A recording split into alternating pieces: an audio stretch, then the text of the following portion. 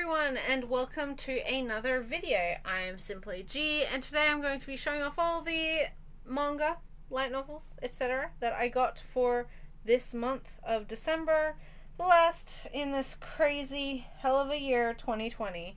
Quite a bit to get through. Not so much that it's unusual an amount of manga, but there are some pretty exciting things in this, so I want to kind of get into them more so than some other stuff. But yeah, I hope you guys enjoy, and I'll just get straight into it.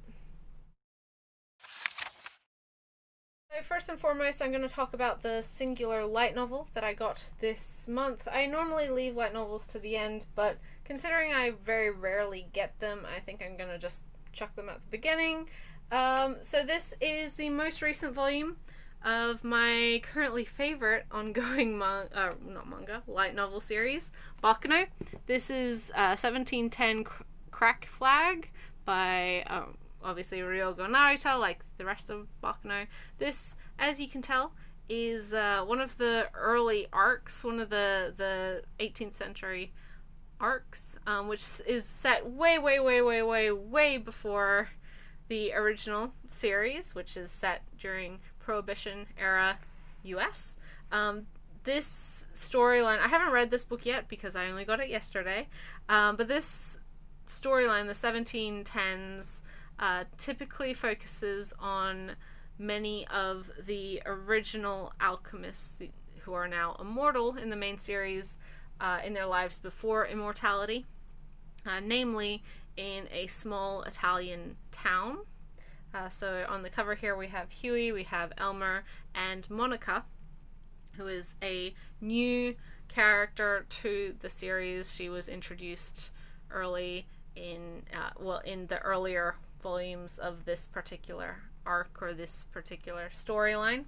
I haven't read this yet, so I can't speak on it, but Baccano is always a really great time. It's wonderful. If you're sick of a lot of the settings and premises of current light novel trends, I recommend this one. It's a series that has a huge, I guess, fan following or cult love, thanks to its anime adaptation, which is sadly very out of print in the US at least.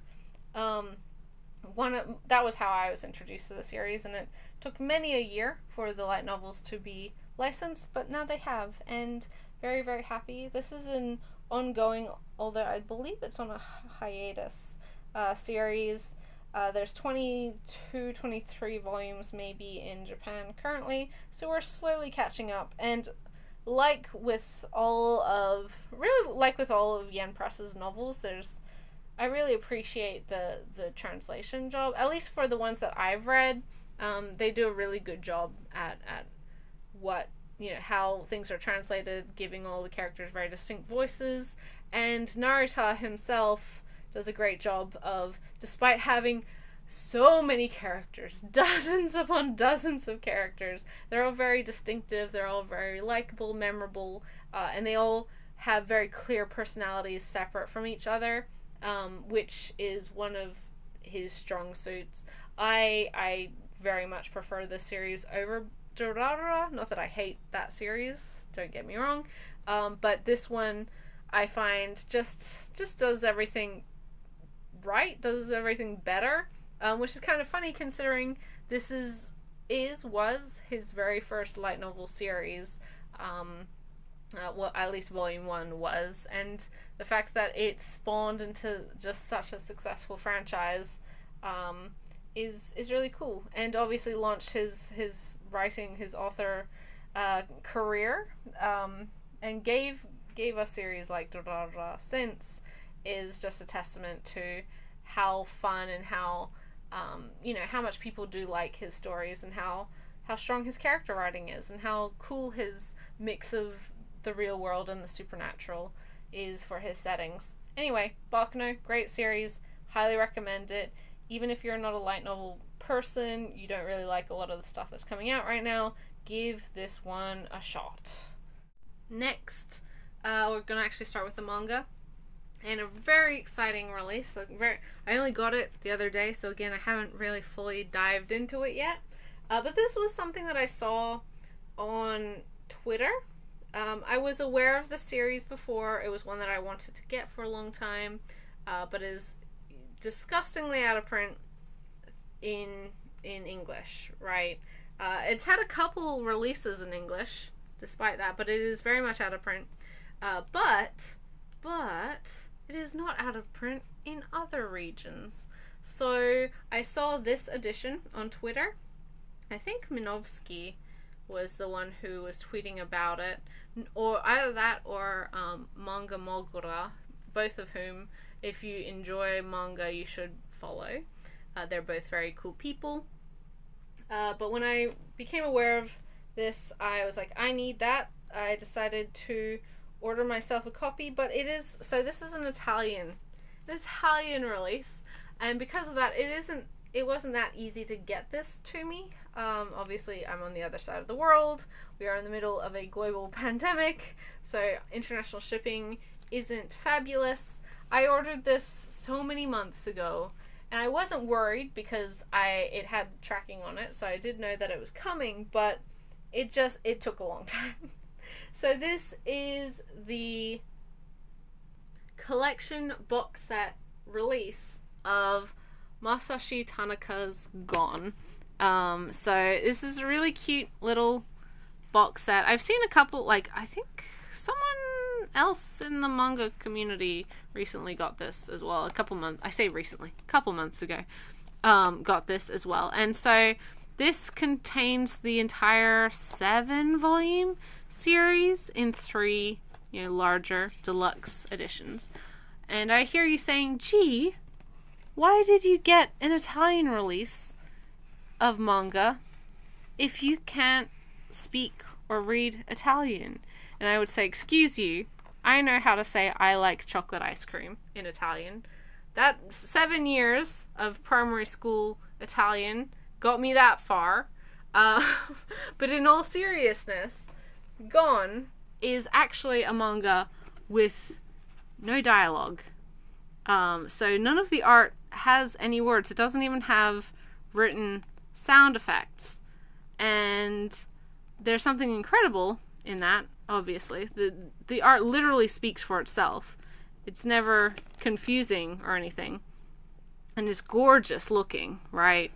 But it also means that if you are wanting this series and you can't afford the CMX or the Del Rey, Carrancha, whomever it was, release that is now very out of print, very hard to find particular volumes, and also parts of certain volumes are flipped because they're very old, then maybe consider buying either from Italy, because you can buy these books by themselves or in the box set, or buy Japanese copies, because those also are quite not difficult to find, and also you can read, because there's literally, as I said, no words in this manga, aside from maybe, chapter titles, but there's not really that much of a need. You're not missing anything if you don't know the chapter titles of everything that you're reading.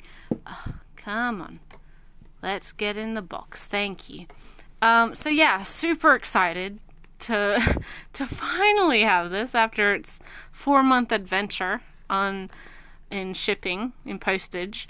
Yeah, really, really cool when something like this kind of serendipitously is available for everybody and anybody to read. I'm sure that Italy has sold many a copy of this series internationally, because of, obviously, they're not really needing a fluency in Italian to understand. And I kind of wish, I really wish I was fluent in French. I know bits and pieces of French, but not nearly enough French to be able to read manga. But man, if I did, then I would buy so many things. They get so many cool books over there. Anyway, yeah, Gone. So this is, if you don't know what Gone is a story of a little dinosaur and just his adventures around the world, interacting with his friends and all animals and the environment, and it's not, it's just a cool adventure, exciting story of this cute little dinosaur, and I love it. I love it. It's so sweet, and it's really nice to finally have this box to be able to put it on my shelf and flip through and just enjoy and just revel in Gon and his fun little world. Next we have the only Yen Press manga that I got for this month, and that is the 6th volume of Aida Iro's Toilet Bound Hanako-kun. This is obviously continuing the main story of this manga. I haven't really read this one yet, but okay, I've said it before. I love the art style in this series. It's phenomenal. If you're not familiar with what this series is about, this is about a high school girl who follows the rumors and oh my god, that's cool. Who hears the rumors about the kind of 7 mysteries of 7 supernatural beings, I guess, of her school, which is or 7 mysteries of her school, which is a pretty typical thing in Japanese stories and in Japan generally. One of which is Hanako-san,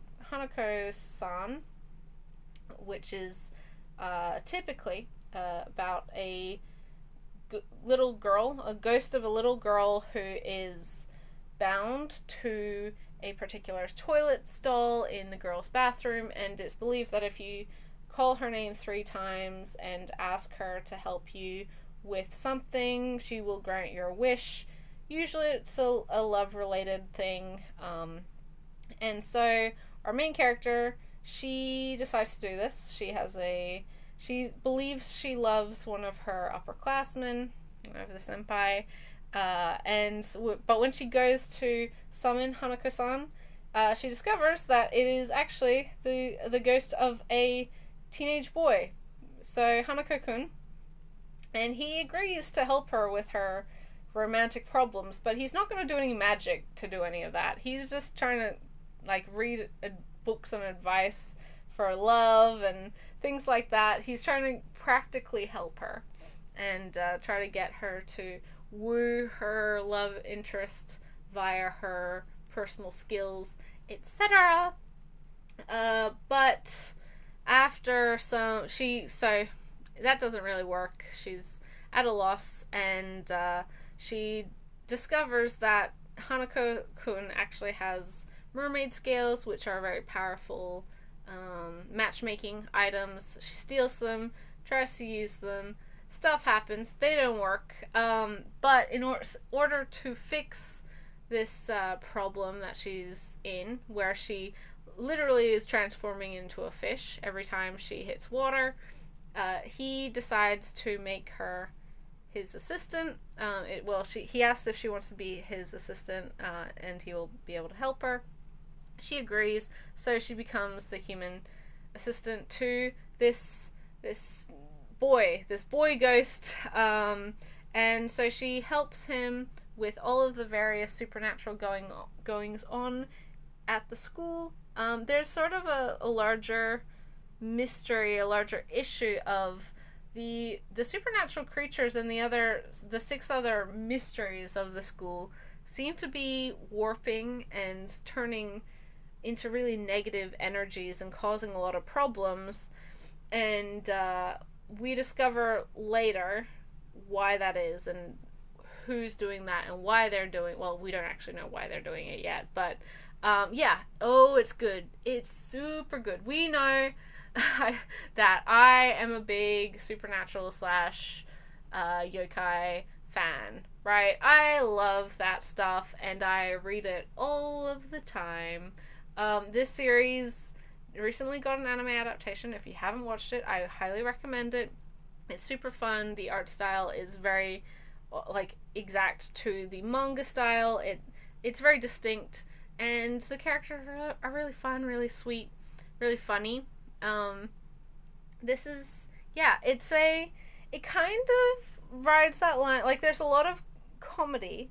like slice of life comedy aspects to it, but it does have that larger mystery horror element to it as well.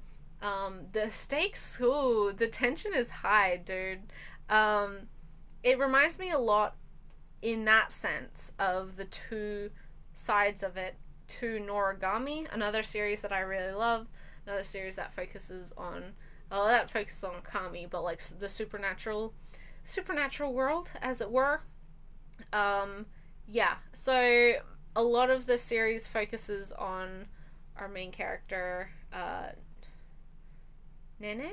Is her name Nene? Yes. Who, Nene or Meme? Whatever. Doesn't really matter. And her helping Hanako. Hanako-kun trying to find out who he is, why he's taken the place as Hanako-san at the school, and the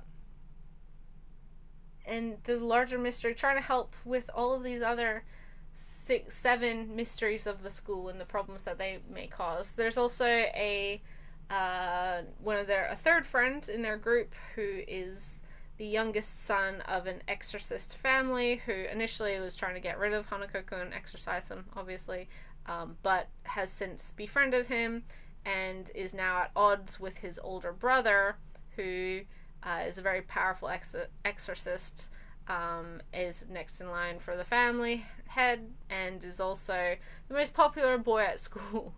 And that's really interesting as well. So there's a lot of cool dynamics going on with this series. Lots of stuff to look forward to. There's, I think, 13 volumes of this out in Japanese.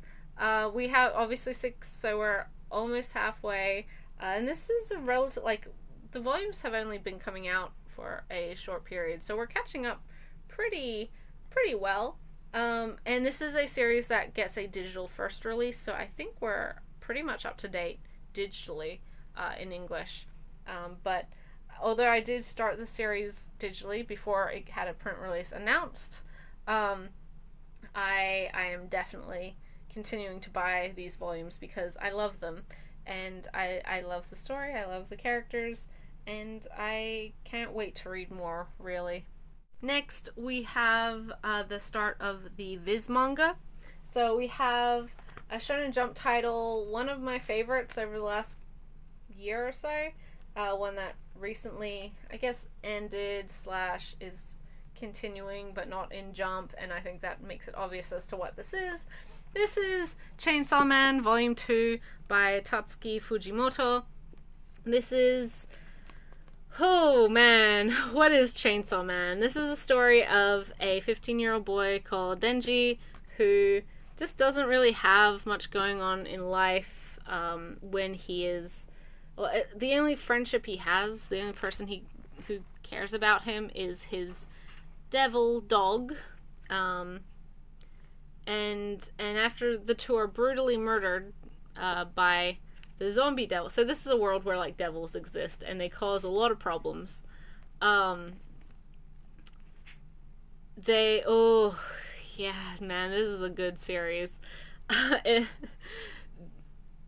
The Pochita, his devil chainsaw dog, makes a deal with him, gives him his powers of the chainsawness, and Denji turns into Chainsaw Man, and very quickly is taken into Public Safety Bureau, pardon me, under a woman named Makima, who basically is like, I'll, like, look after you and you'll be happy if you join us. And he's like, okay. And he's half in love, well, he's very much smitten with Makima, even though she doesn't really pay anyone any mind. And it's a brutal story of Denji being Chainsaw Man and trying to rid the world of devils, whilst also simultaneously trying to just survive, right? So if you're not familiar with Fujimoto Sensei and his work, he is also his prior work was Fire Punch, which It's a very divisive series. I actually personally really liked it. I thought it was way better than first impressions would imply. And this series as well.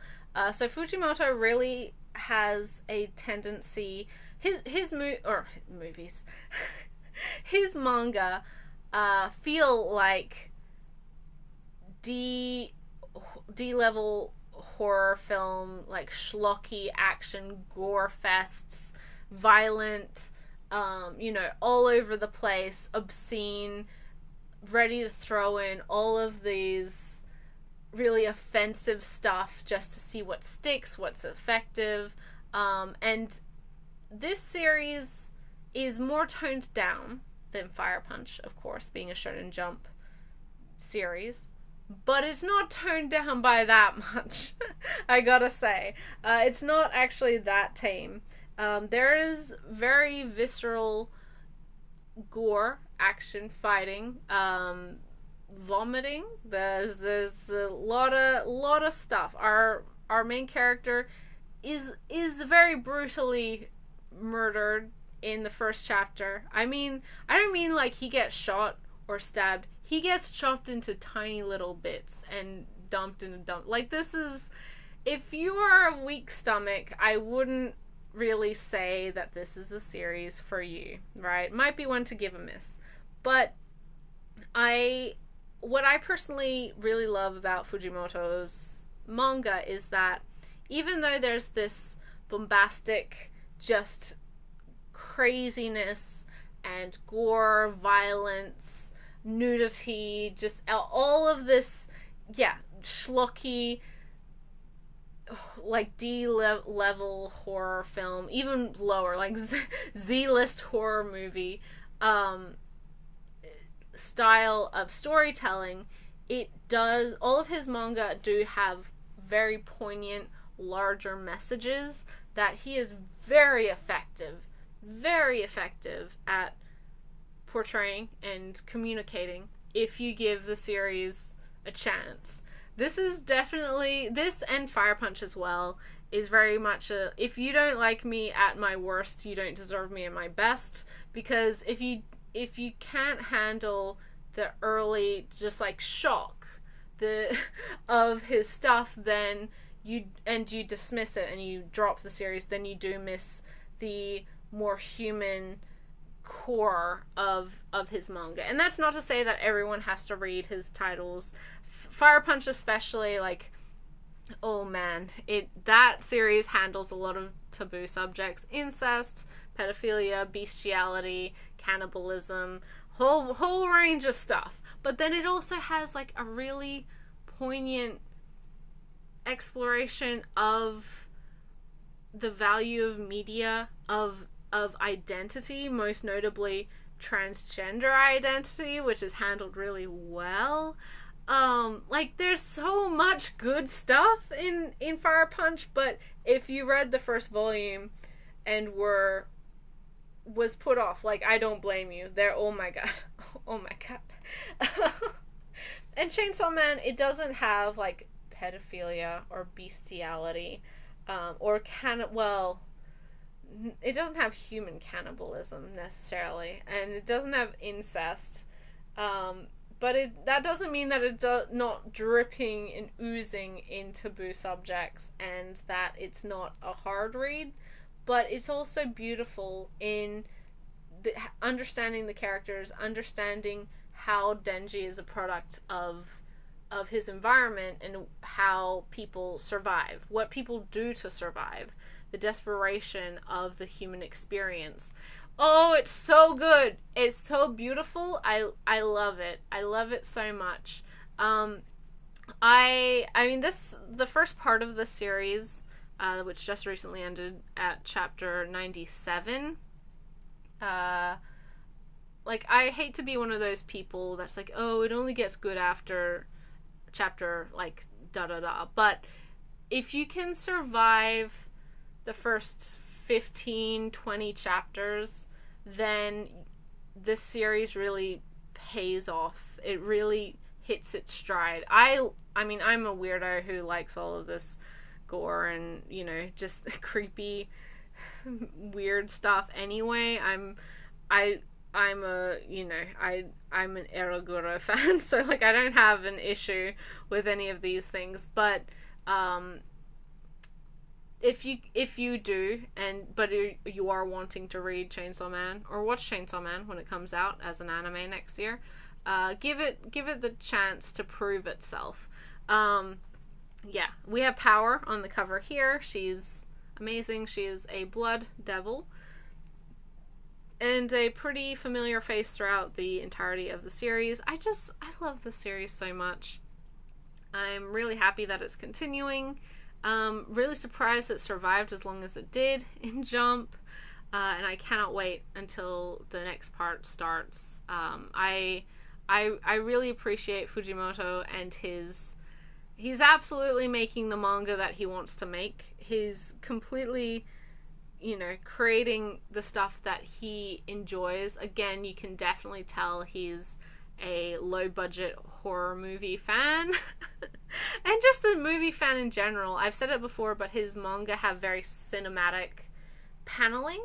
You could see how easily his manga could be turned into a movie or a television show. It's just... I haven't seen it done nearly as well in a long time. It's just amazing.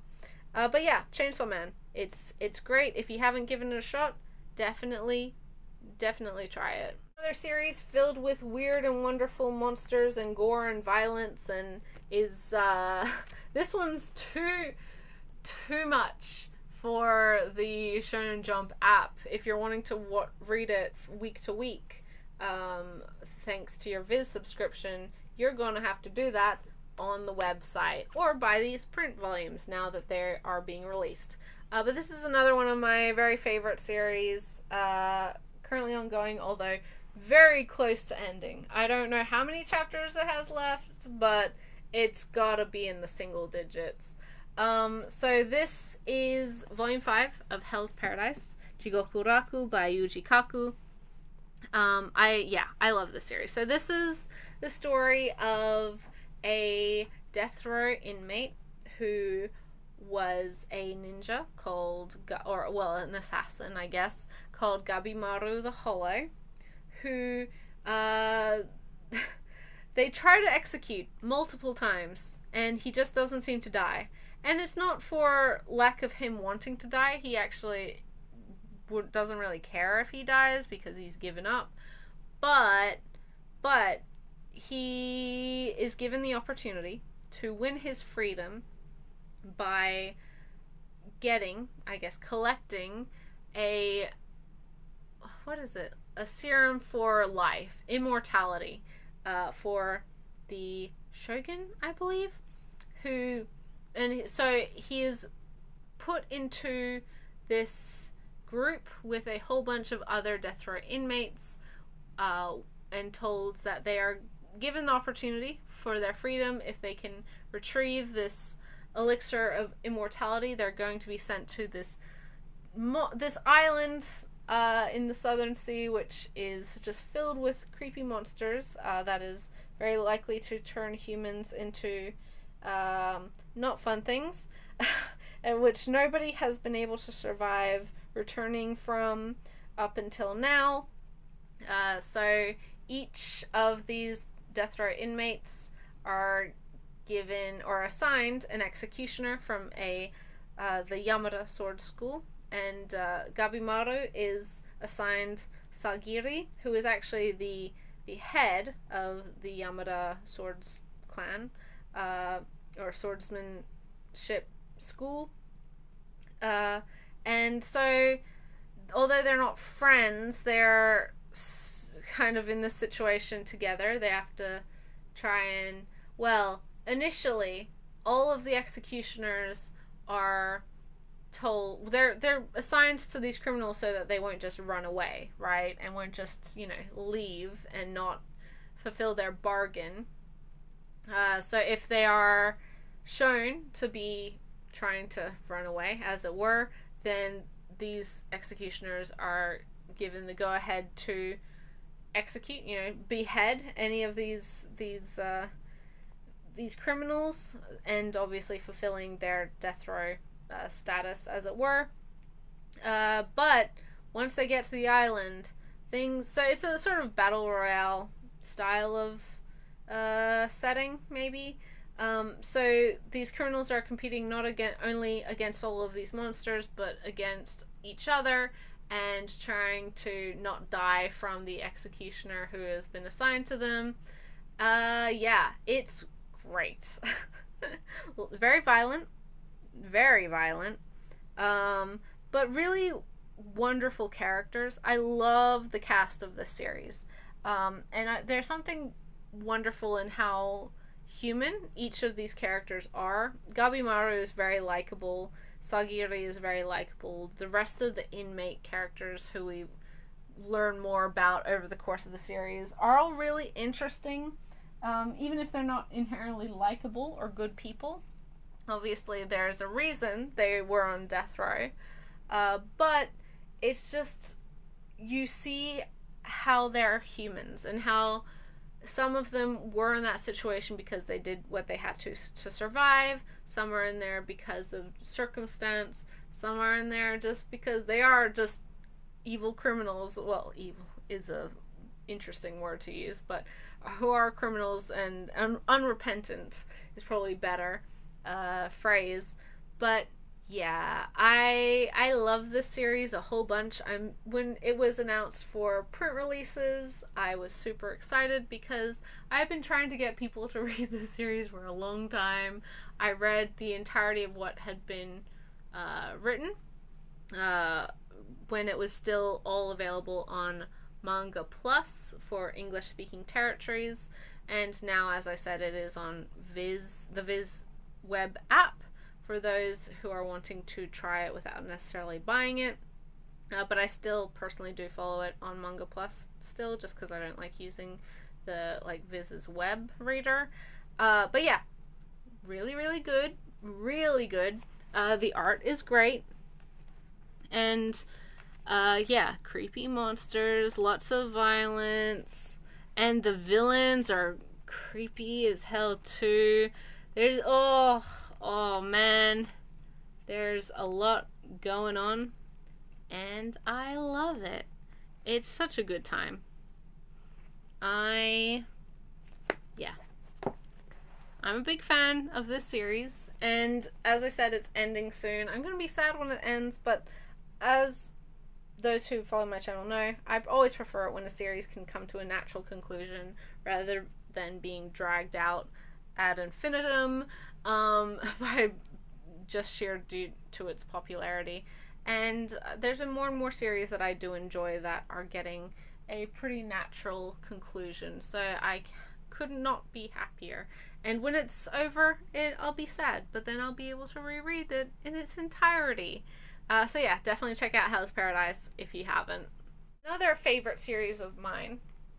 Love this series. I'm kind of known for this series, maybe. There's a couple series that I'm known for, but this should come as no surprise for those who follow my channel.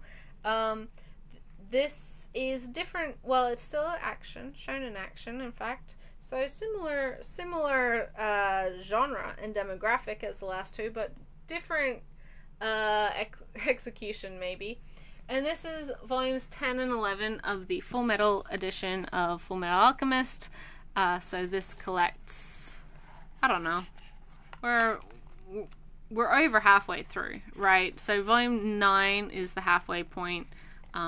This looks like it's volume 15 stuff, maybe later.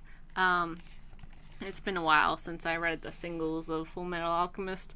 Yeah, so I love this series. I think to literally nobody's surprise. And I don't really think I need to introduce FMA to people. But this is a shonen action series about two brothers, Edward and Alphonse Elric, who live, it's set in this world where alchemy exists. It's a real science and it exists. And Edward and Alphonse are both alchemists. They're young prodigies, especially Edward. And when they were very young, mere children, their father abandoned them. Their mother died shortly thereafter of some illness. Who knows what it was? Something. She died of something. And so the two decided to resuscitate her, or bring their mother back from the dead through alchemy.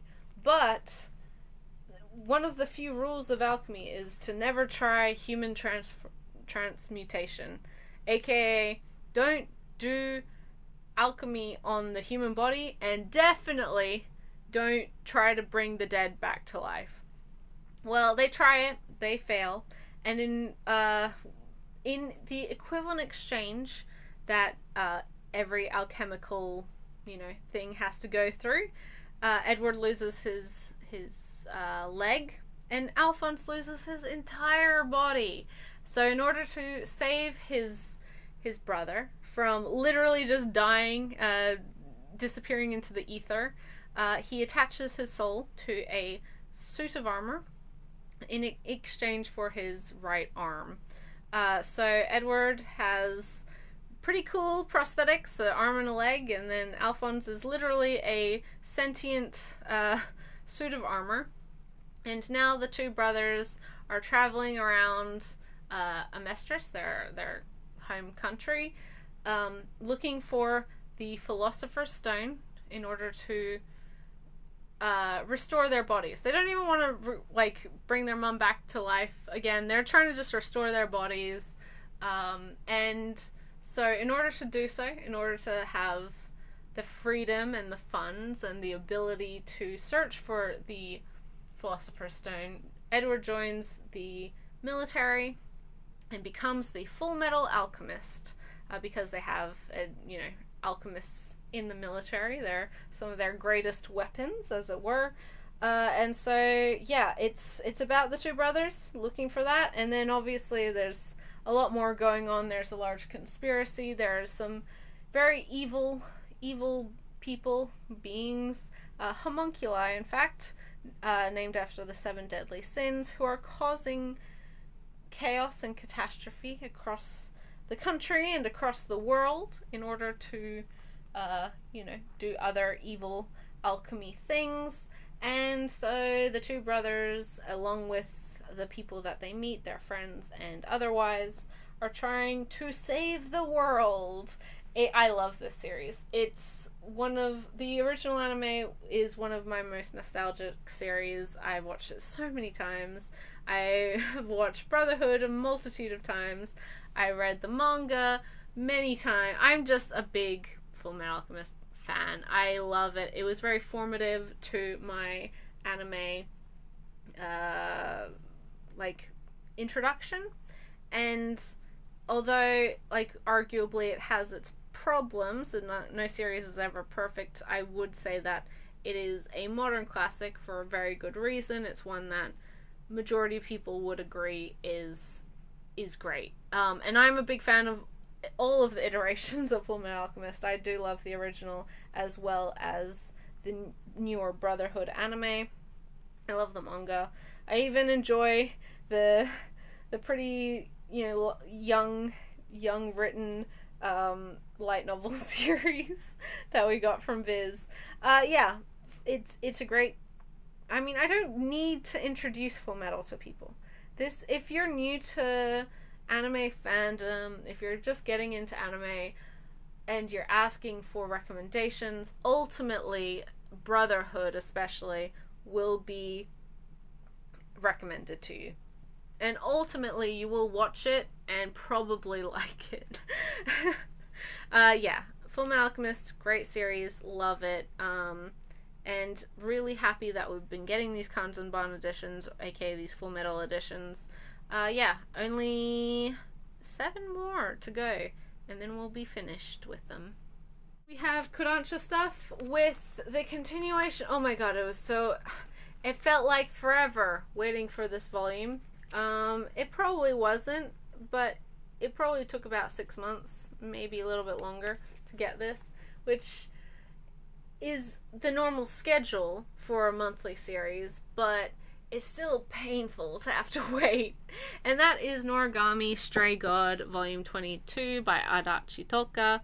This is an amazing series. Again, G loves her supernatural action, mystery, character driven. Oh my god, I haven't read this volume, so I don't want to spoil anything for myself. But okay, we're not gonna go any further into that because I'm already getting like invested and also sad. So this is the story of Yato, the stray god, who is trying to kind of become a full-time god. Basically, he's working towards getting a shrine for himself by doing odd jobs, 5 yen jobs.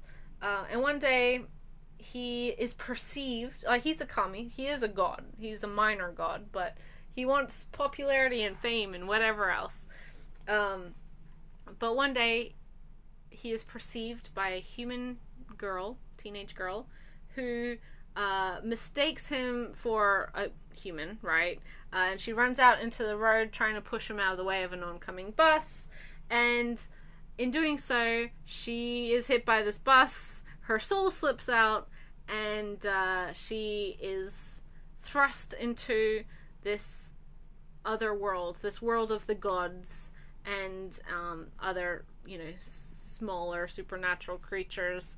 And Yato helps her get back to her body, but every so often she will slip out of her body and kind of just hang out with them.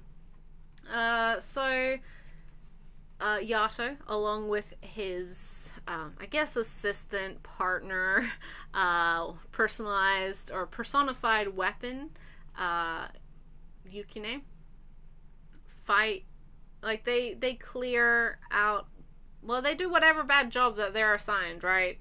Or whatever they're hired to do.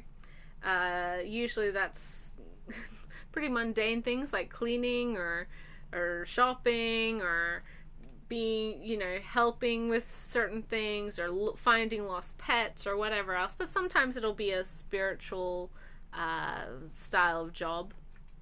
And I love this series so much. This is another series that I was introduced to via the anime many years ago now at this point. Both seasons are phenomenal. I highly recommend them. Watch them on wherever they're streaming. Funimation has the license for them in the US, and they're really super good.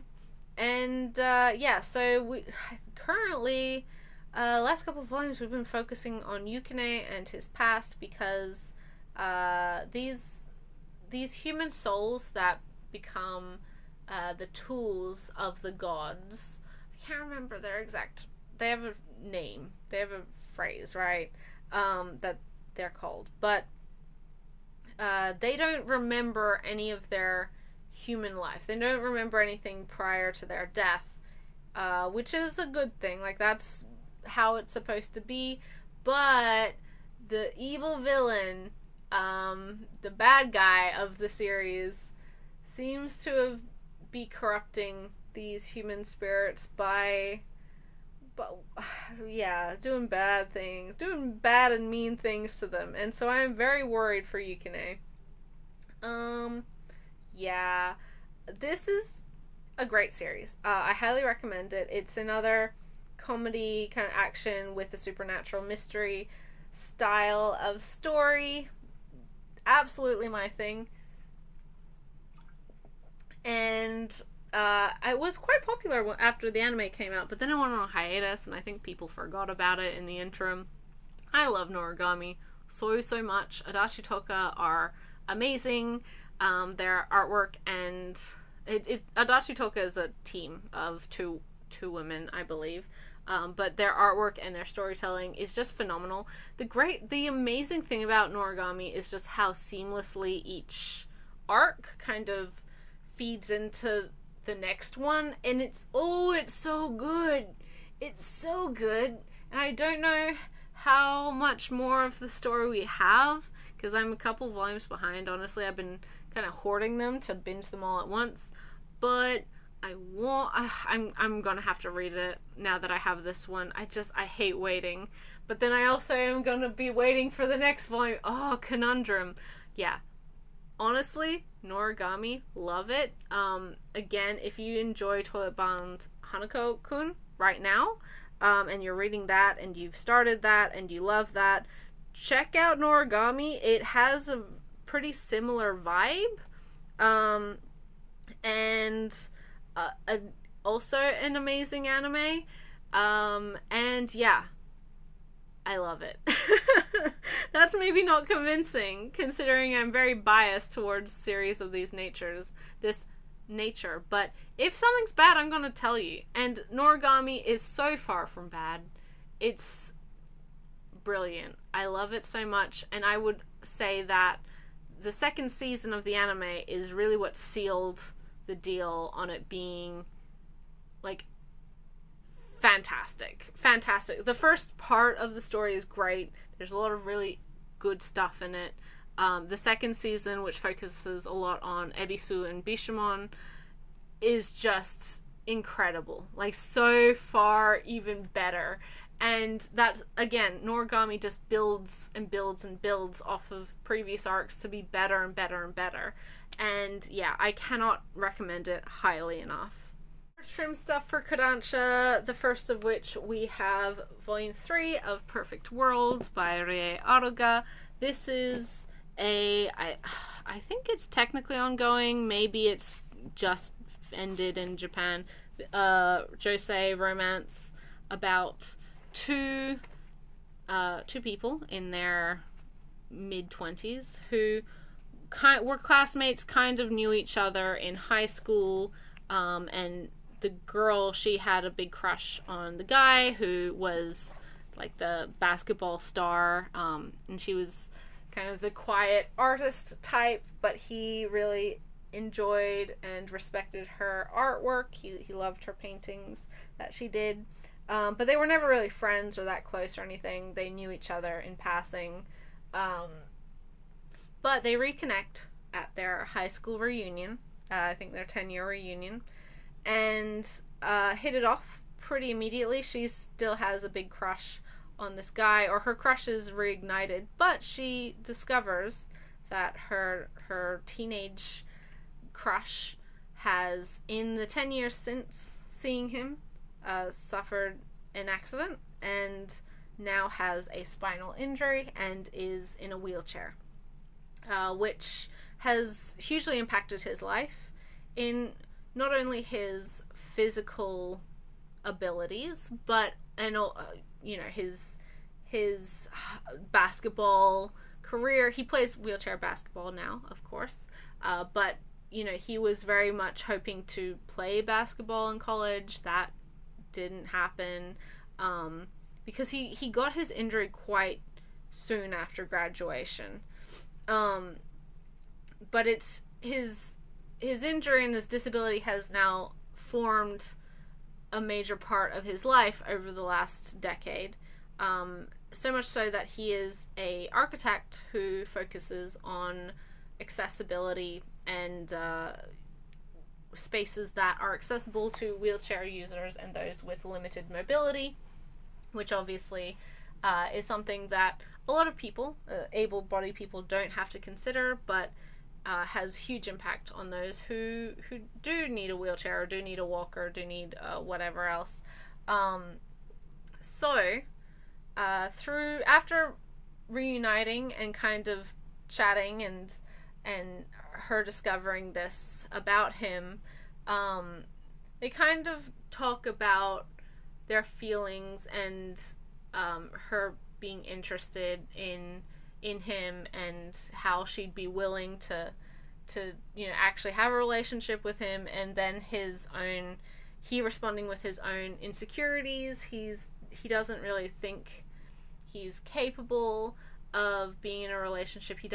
He sees himself a lot as a burden because of his spinal injury, and so there's a lot of discussion of that and his own self-hatred, which If that was the only perspective in this manga of disabled people, would be not a great thing, but thankfully it's not.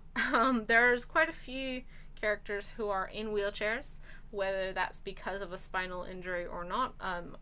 There's a couple different characters, and they all have different relationships. They all have different like relationships with partners, but they also have different relationships with their disability, and it's really nice seeing the different viewpoints. But they end up dating, and so a lot of the story focuses on their relationship and how much they care about each other, and how disability can impact a relationship, and how you as an individual deal with that is is important and something to discuss and something to consider, because every relationship, people bring certain parts of themselves, and there's different people have to compromise, and people have to adapt or complement each other. Like, that's how relationships work, right? There's never going to be if you're in a relationship, it shouldn't be all about one person. It should be about both of you as partners. That's the whole thing. But when you enter a relationship and there is one member where they have a higher level of care or different needs from the majority, then how that topic is broached, how that situation is handled, is very individual to each couple and to each person. I think that element of the story is done pretty well in this series. As I said, our main male character, he is an architect who focuses on accessibility, and our main female character, she's an interior designer, so they do get paired up on a job together, kind of coincidentally. So they are building a house, designing a place that is focused on wheelchair access together. And for our main female character, prior to her relationship with this guy, she never really had a huge exposure to physically disabled people. It just wasn't part of her life. It wasn't something she really considered, and she also didn't really consider it something you have to worry about or think about as a young person, because a lot of people think about old people needing walkers and crutches and wheelchairs, but obviously, they're young disabled people, right? People are born disabled, people become disabled in their youth. It's obviously, but if it's not part of your life, it's not something you consider. And so for her, it's a period of her adapting and learning. Her learning about his life and how he lives, and what that means for her as his girlfriend, and what that means for him as someone's boyfriend. And it's done really well. I love the series. I read 10 volumes of this digitally, and I'm super happy that we got this series in print. I think it's complete at 11 volumes, maybe 12, I don't remember.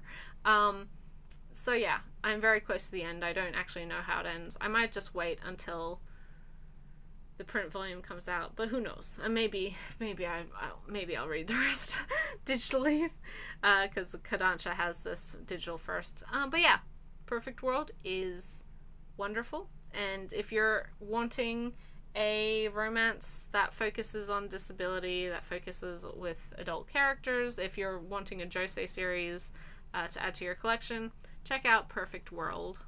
Next is actually the finale, the ending, the last volume of a series, and I loved the series. I really, really loved this whole story and how it ended, especially, and that is O Maidens in Your Savage Season, written by Mari Okara, with now Emoto doing the artwork. So I know this got an anime. I haven't watched it. I can't speak to the quality of that. But this is the story of a high school literature club, 5 girls who are on the cover here, who are all obviously in their adolescence. They're in their teen years, and they are at various stages of adolescence and awareness of the other sex, and of wanting sex. So a lot of this series is about female sexuality in adolescence and how that is as a personal experience, and how individually people deal with that, and how people develop interest in certain things at different rates, and maybe don't develop an interest in them at all. So we have this group of teenage girls in the literature club, and I guess she's in charge. She's the most vocal of the group. They are reading an excerpt from some book where they come across a salacious sex scene, as it were, and one of the members is very put out by this. She's quite prudish. She doesn't like to think about sex. She thinks, boys are barbarians and all of these and it's just inappropriate for girls to be thinking or talking about sex and all this other stuff. And it opens up a discussion of how do they, as young women, talk about this subject within the club, within the literature clubs, stuff that they're doing, without just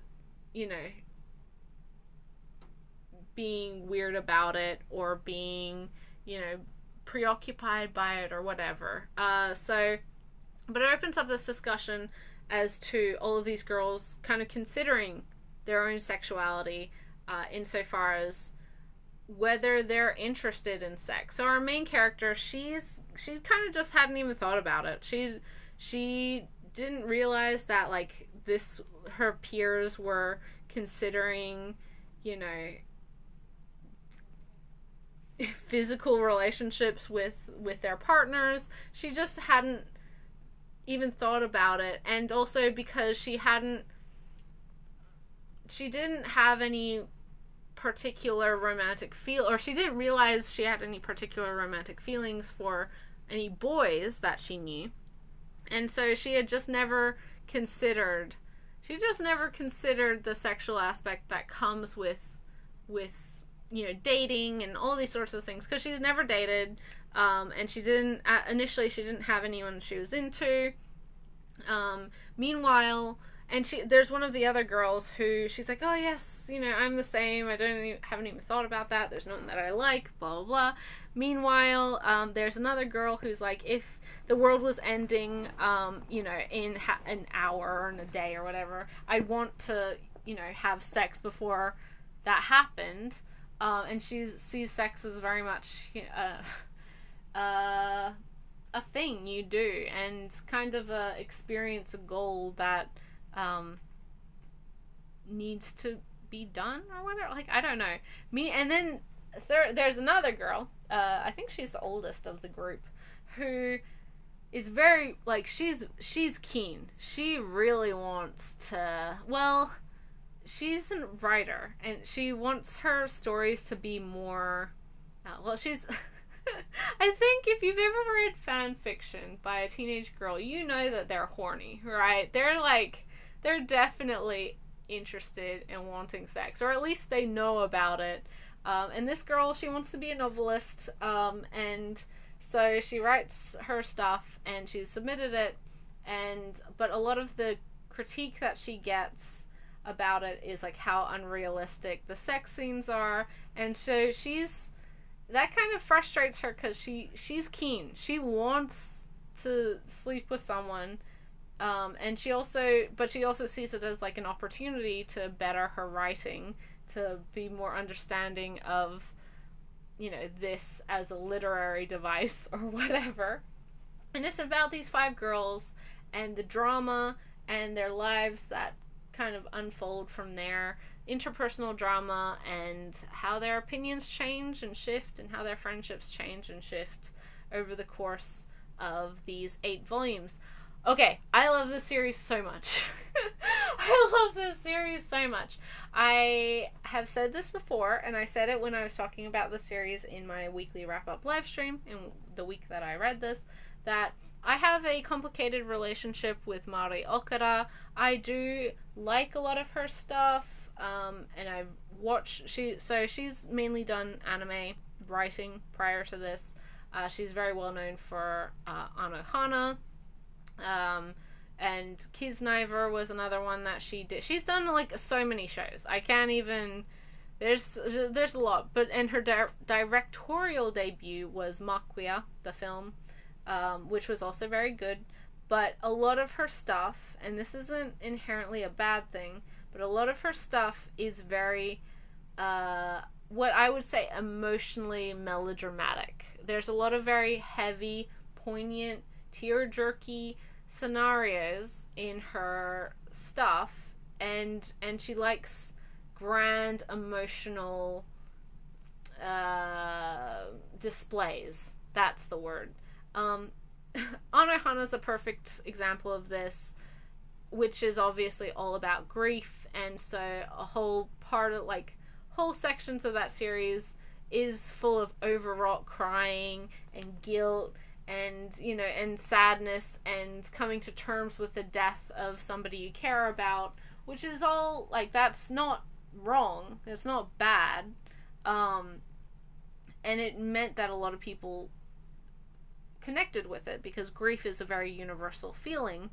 And in a similar way, Makuya is about motherhood and the relationship between mother and child and the pain of, well, not pain, but the mixture of pain and pride of watching a child grow up and become their own person, and the loneliness of, you know, once that child leaves and makes their way into the world, which again, very universal feeling. Everyone, although not everyone is a mother, everyone is a child. So there's a lot of sentimentality with that.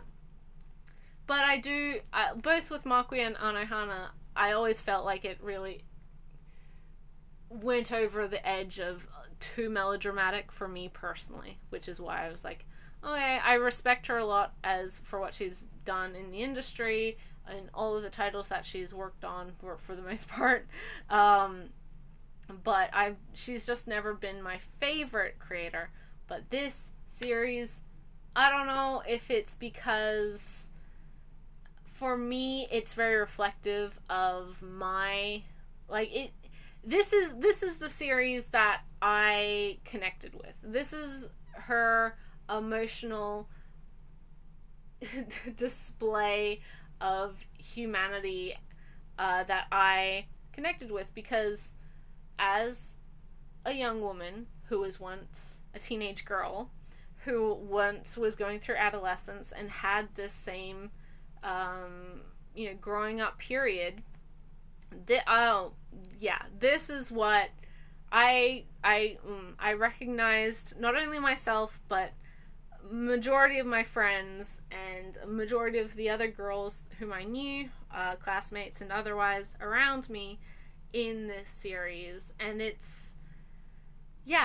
was really super duper effective. I really appreciated how this portrayed, well, one, that it was all about female adolescent sexuality, which is such a taboo subject anyway. It's something that's dealt with such hypocrisy when you consider how people talk about teenage boys and their sex drives and their going through adolescence, compared to girls, how they're very much shamed for how they feel and how they look. That was handled really well.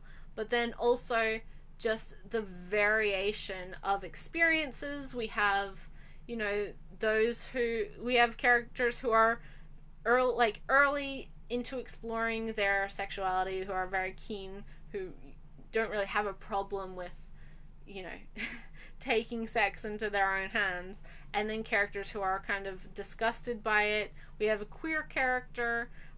We have those who are, just hadn't even considered it. Didn't late bloomer isn't necessarily the right word, but just hadn't. It wasn't a priority for them until it was a priority. So the first volume of this, we have our main character, this character here. She's the one who hadn't really thought about sex, hadn't really thought about dating. She's 15 and she's like, why is this so important all of a sudden? Like, I didn't even think anybody cared about this yet. And her best friend, neighbor, is a boy she's known forever. But they haven't been super duper close over the last year or so, just because, they're teenagers and they have other groups of friends. And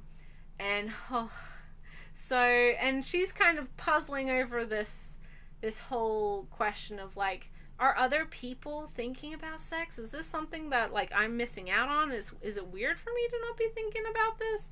And she goes over to his house for dinner. They're close. Their families are close. They've always been close. And so she goes over to, I think his parents are out or something, to give food to him. Because, like, his mom's like, oh yeah, give him this food or whatever. Or she goes to vent or something. And she walks in on him enjoying some personal alone time. Let's put it that way. And obviously is confronted immediately by this boy that she has always considered like a little brother and her best friend, and she's always seen as, a young kid kind of like herself, actively pursuing his sexuality, right? And like that slap in the face is like, oh shit, no, this is something that people are thinking about, and I mean, even he's thinking about, and I didn't even think he had the capacity to think about that. And then of course comes her and realization of her feelings and all sorts of things. Teenage romantic drama, which is always very dramatic in the moment, but when you reflect on it, it's so not worth all of that heartache. Yeah, I love the series a lot, and I've spoken way too much about it, but it's great. I highly recommend it, and yeah, some of these adults need to not do the things that they do, because yikes. But the main characters, the teenage characters, not even just the main girls, the teenage characters are great, and I thought the conclusion to this series was really, really wonderful. Next, we have a debut, and this is a series that also was a digital first series, so I've actually read 2 or 3 of the volumes of this already, but I loved it so much that I was like, I need to get the print edition, because this is a great series. And that is Heaven's Design Team by Hebizo and Suta Suzuki, with art by Tarako. So this is, as the name may imply, about a group of designers, designer angels, I guess, in heaven, who have been tasked by God to design all of the many wonderful creatures that populate our Earth. Animals, not the human animal, I don't think, but the general other wildlife of the Earth. And so this is a fun episodic series that kind of goes into the science with a kind of comedic value, comedically, of all of these different creatures, and why and how certain animals work, and why they've adapted these ways, and it's a good time. Yeah, obviously each chapter focuses on an animal, and then there's a kind of infographic afterwards with some information about that animal, as you can see. this is a great series. So we have our main character who's kind of new to the team. He's just joined them, and then there's the existing team. They all have their thing, right? They all have their piece de resistance, as it were. So we have one guy who invented the horse, and he loves like that was just amazing. It was incredible, and now ever since he's just trying to reinvent the horse. He keeps trying to make another horse, and their, I guess, R&D department is like, you can't, no, like this, all of this stuff isn't working. There's no way this animal is going to be able to survive with the specifications that you want it to be. So this is their like engineer who actually has to put all these animals together and see if they work. So she's always beleaguered by all of these crazy designers just putting whatever they want into anything.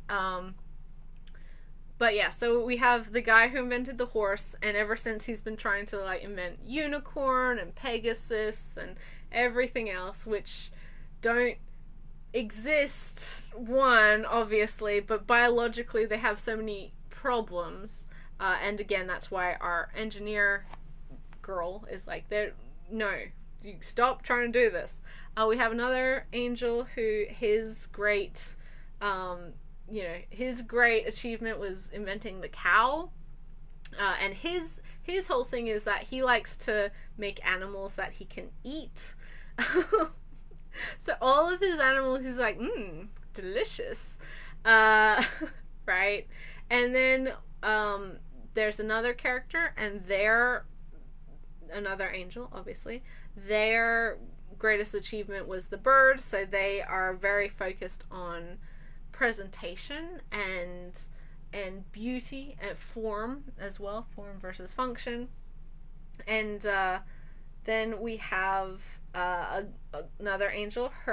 She's just like really into, I think she likes poisons, like poisonous animals. I think the poison dart frog is her favorite thing, but she is so preoccupied with penises. Like, she loves just whacking a weird fucking penis on whatever.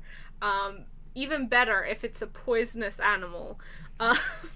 So obviously, like, the other designers are a little bit like, oh boy. And then this last guy, I don't remember who he was. Do they have? Yes. There you go. Mercury. Oh yeah, he invented the snake. So you can see all of these angels. Most of them are named after planets, right? But Shimada's he's the go-between. He's our newest recruit, and he has to report to God with all of these designs that these designers are making, and God can be like, yep, or also like, no, that's not gonna fly. But he's pretty lazy, like he doesn't really care. If it's gone through the engineering department, God's like, sure, rubber stamp that one. This is a really fun series. Highly recommend it. If you're not worried about your kids possibly reading about animal dicks, then it's definitely a good series for kids. It's quite educational. It's quite fun and funny. Like, I don't think this is going to be a problem for anyone, but it's not like, I wouldn't say it's sacrilegious. Maybe some people are more particular about how their faith is shown in media, but it's a bit of fun. Like, if you're getting upset that this is about God and angels and whatever else, then I'm sorry, but like it's not that serious. But of course that's always a personal thing, and you're totally in your right to not read it. But I think you'd be missing out on a pretty wonderful series if that was something you were preoccupied by. But yeah, Heaven's Design Team, definitely a lot of fun. Pretty great, and yeah, worth the read. Next, we have some Dark Horse manga. Wowee, yeah. So first off is, I guess, well, this is an older book. I say older. It's well, I mean, it's a couple years old at this point. Still waiting for the next one in this series to come out, because I started purchasing these because they said they were going to be continuing it, but I don't know if it's just Dark Horse being Dark Horse or if COVID actually had that much of an impact on them, but I'm waiting. But this is volume 3 of the omnibus editions of Kurosagi Corpse Delivery Service by Eiji Otsuka and Hosui Yamazaki. So these are huge 3-in-1 thick boy omnibus editions about a group called the Kurosagi Corpse Delivery Service, where I think they're a college group, technically kind of a business as well. And each of them have some sort of our main character, he's a medium, he can talk to the dead. And they have a dowser, they have a channeler.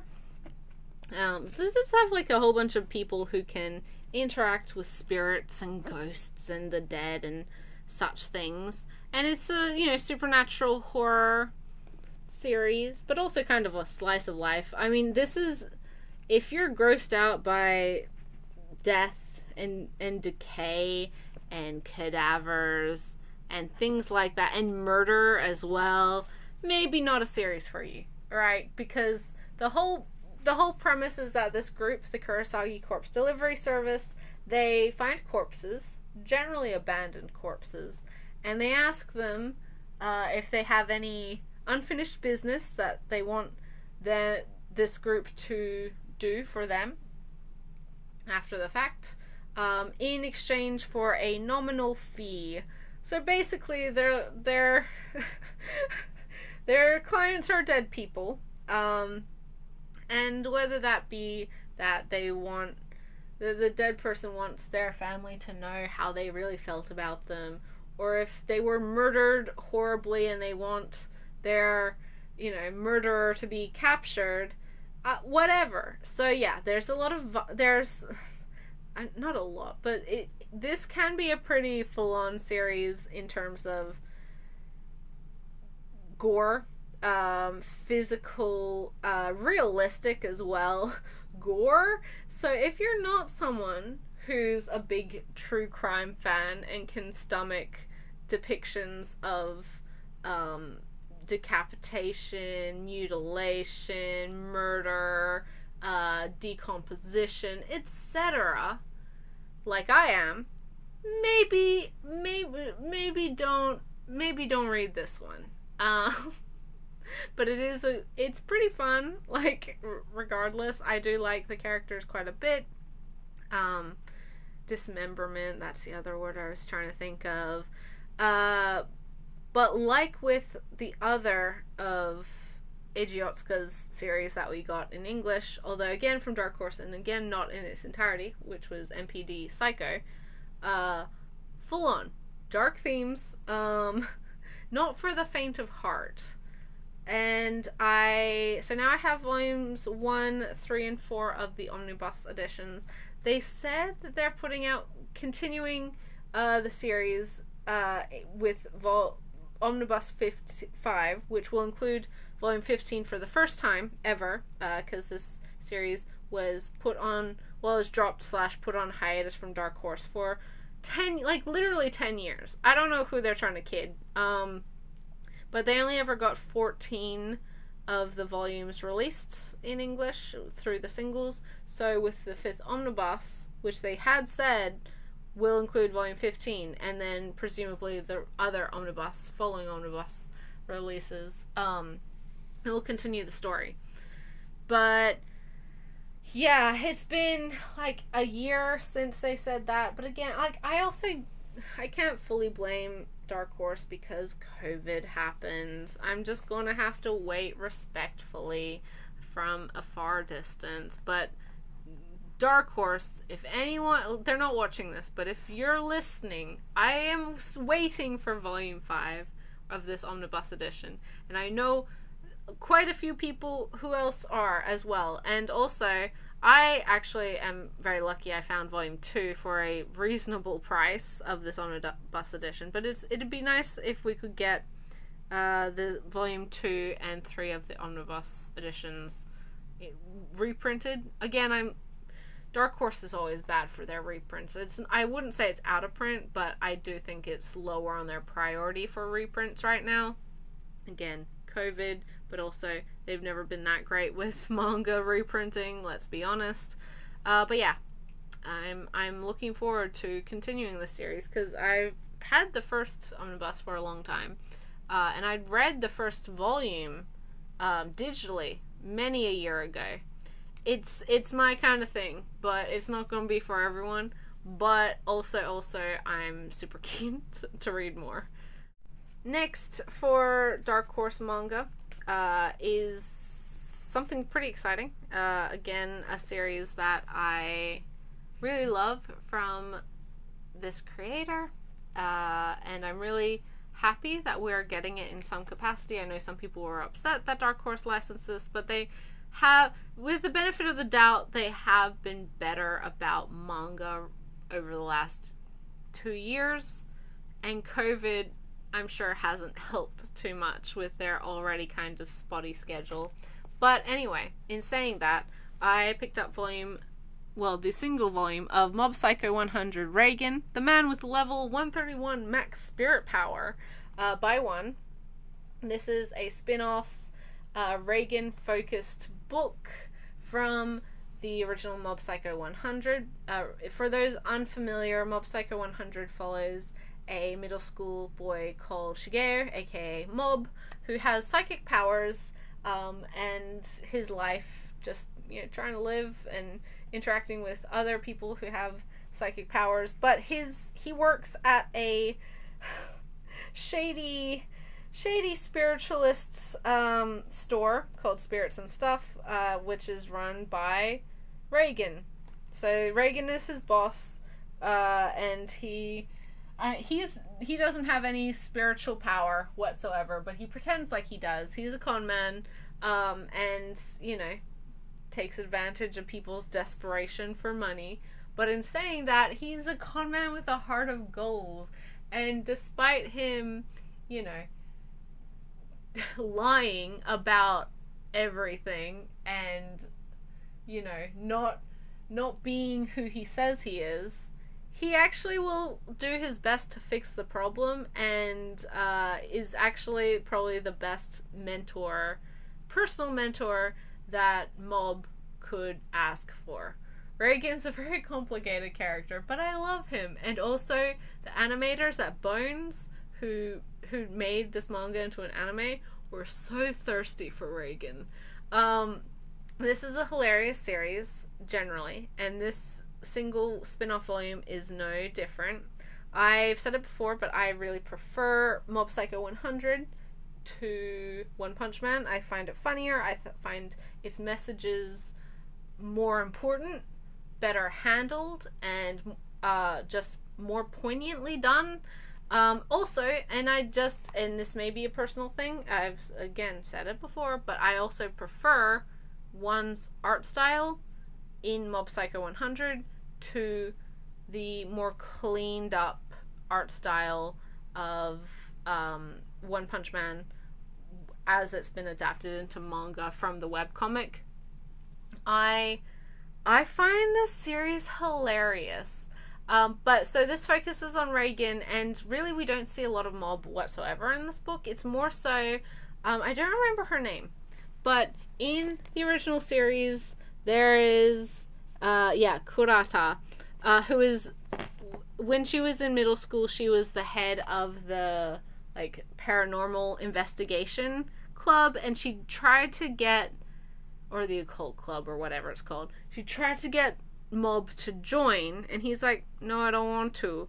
But she's in love with all things paranormal and supernatural, and wants to find aliens and Bigfoot and whatever else. So a lot of the book is from her perspective and her run-ins with Reagan and her disillusionment, and then reinterest in the occult. She kind of befriends this hot guy in class who is a kindred spirit. He's super into the occult, and he has this guy who's, you know, his mentor. He's like a powerful spiritualist. And the thing is, okay, and it's so funny because it's also really true. This guy, he's like, he has all these connections with actual spiritualists and really well-respected people, and, you know, he might have all of the spiritual power, and he thinks he's hot shit, and he's trying to intimidate Reagan. And obviously Reagan doesn't have any magic powers. He doesn't have any supernatural powers. He doesn't really, like, even necessary. Well, he does believe it because he knows that Mob has psychic powers, but he doesn't take it seriously. He doesn't see it as like this amazing thing that demands respect, right? And so, as a con man, as someone who knows that he's going to be questioned, like his authenticity is going to be questioned by those who are like legitimately in a community, he just bullshits his way through. Like, he will just say whatever comes to mind, but says it with authority, and people believe him because it sounds like he knows what he's talking about. Which, if you know anything about anything, is absolutely how you get to success, right? It's how you get people to believe you. If you talk like you know what you're saying, and what you're saying is correct, then people will believe you. If you talk with sincerity, people will believe you. It's that sort of thing where it's a fake it till you make it, right? Although Reagan's never going to make it. He doesn't have spiritual, like, psychic powers. He's never going to actually become a spiritualist, and he doesn't want to. He's just utilizing that to his career, and he has a whole bunch of, like, other skills. He's a very talented guy, but it's just easier for him to do this. And again, he has a heart of gold. He's not actually that much of a bad guy. He feels a lot more responsibility to the children he's looking after, or the kids who are around him, who he's mentoring, for the people who are around him that rely on him. He has so much of he feels so much of a responsibility towards them, that more so than all of these people who claim to have, like, all of these amazing magic powers, who feel like they can't, like, are the best in the world and can do whatever, and, you know, are just a magical, amazing, blah blah blah. It's really good. I love Reagan. I love the series. This was perfect. I laughed a lot. My heart was all heartwarmed. But yeah, also, like, the title is so funny because, again, speaking with authority. So this other guy, this spiritualist, is like, oh yes, I know so-and-so, and we're going to this special meeting, and, like, blah blah blah. He's just trying to intimidate him, and Reagan's like, I understand that, you know, you might think you're super, you're very qualified when your spirit power level is at 50. It's like, but you don't realize that my spirit power level is at 131, right? That's my maximum. And he just says it, and the guy he's talking to, who 2 seconds ago it was acting all arrogant and trying to, you know, be intimidate Reagan, he like laughs it off, but mentally he's like, oh shit, I have to, like, Google that phrase. Like, I don't even, it's like, oh no, like, what is that? He knows that and I don't know that? Oh god, I'm gonna have to Google it. And then that joke comes back again, and it's still so funny. And I was like, oh my god. One, you are a comedic genius. I love you. Yeah. If you enjoyed the original series, absolutely pick this up. If you're not reading Mob Psycho 100 yet, what are you doing?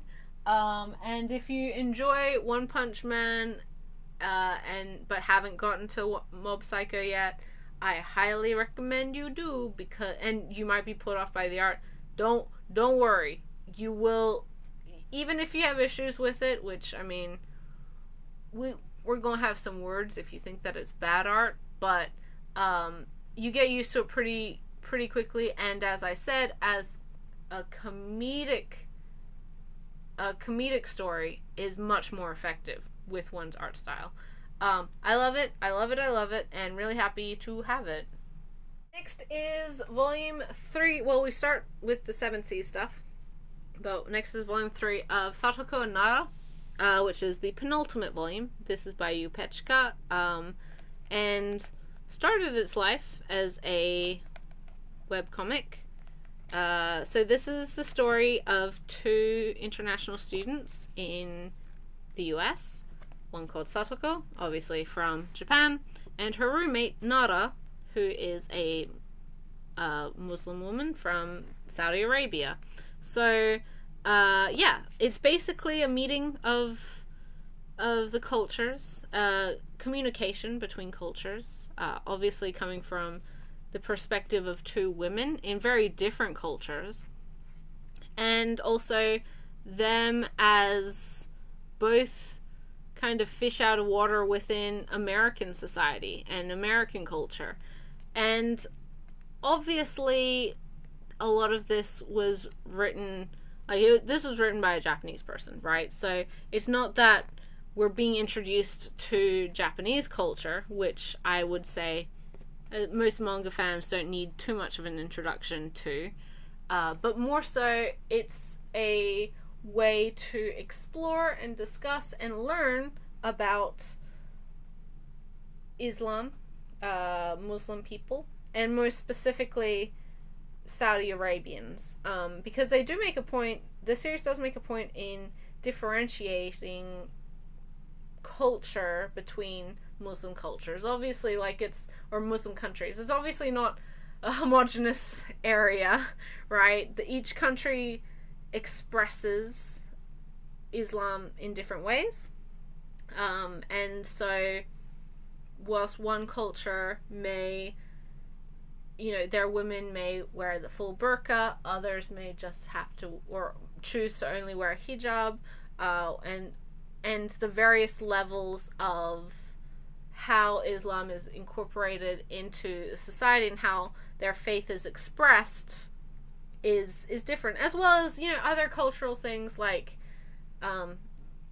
food and just life in general, how people choose to live, right? And also, this volume, a lot of the focus is on, last volume we were introduced, or we were explained about the idea of having multiple wives, which is a thing that happens in certain cultures and countries, and not seen as odd, not seen as weird.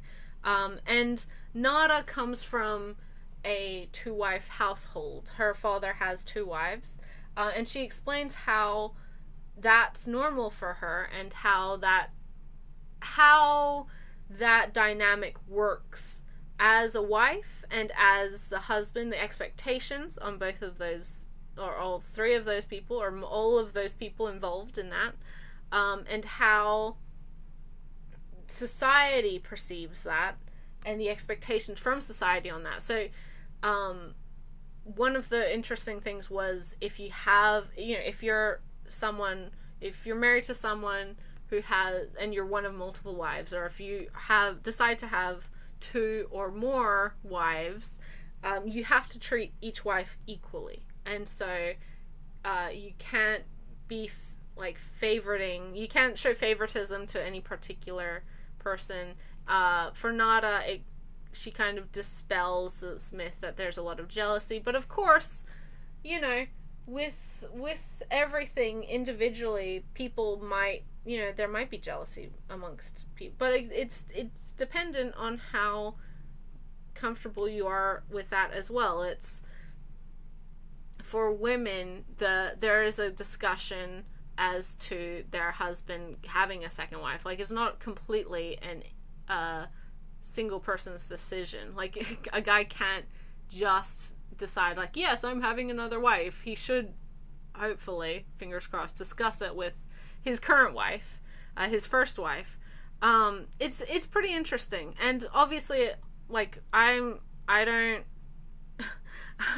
don't come from a background where polygamy is something that people do or that is encouraged.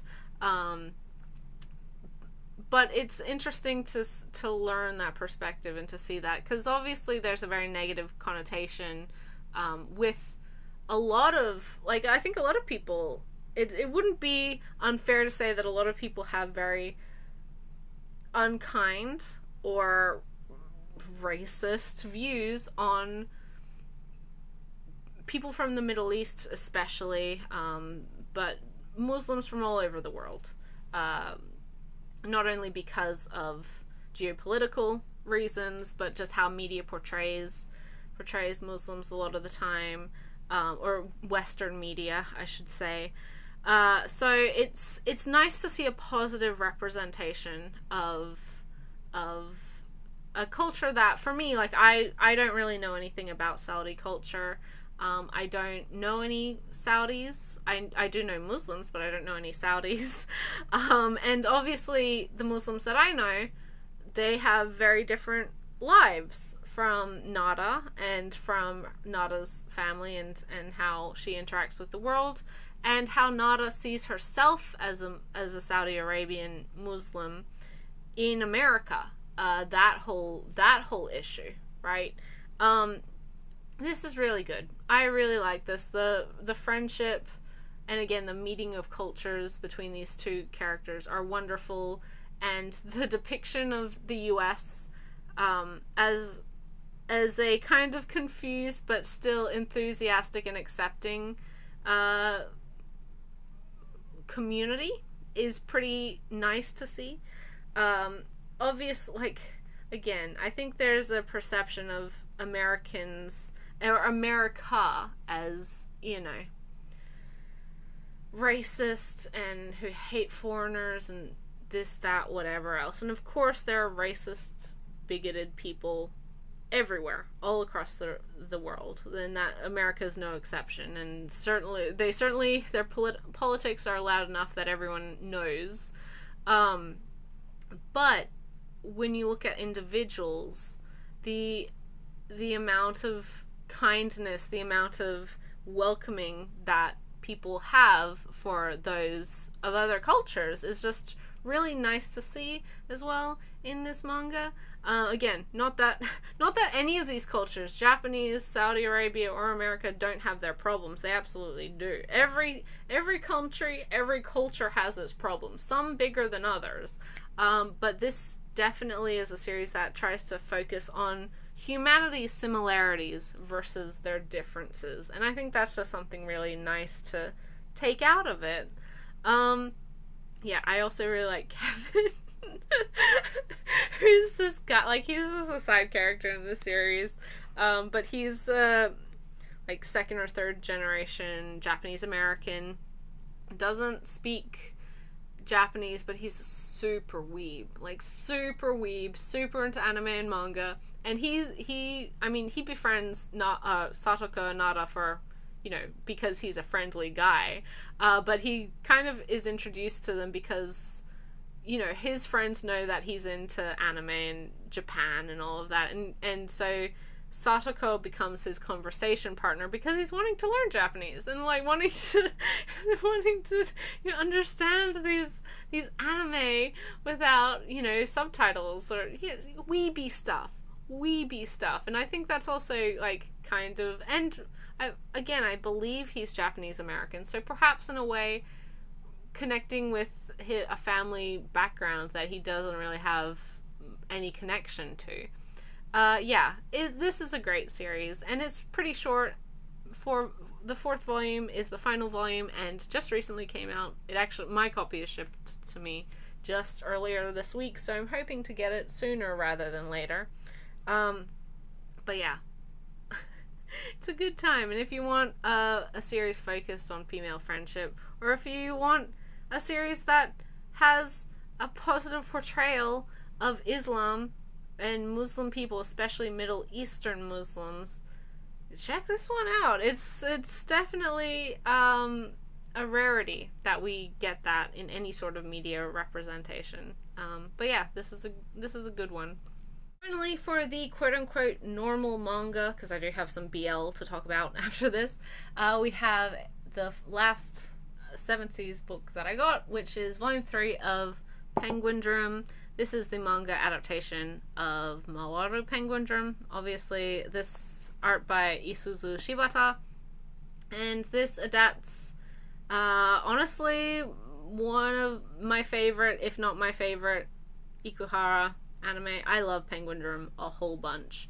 So this follows 3 siblings, 2 boys and a girl, who are growing up on their own. They're all teens, and the girl is suffering from some sort of illness, and whilst they are out at the aquarium, she collapses and is sent to the hospital, where she is pronounced dead.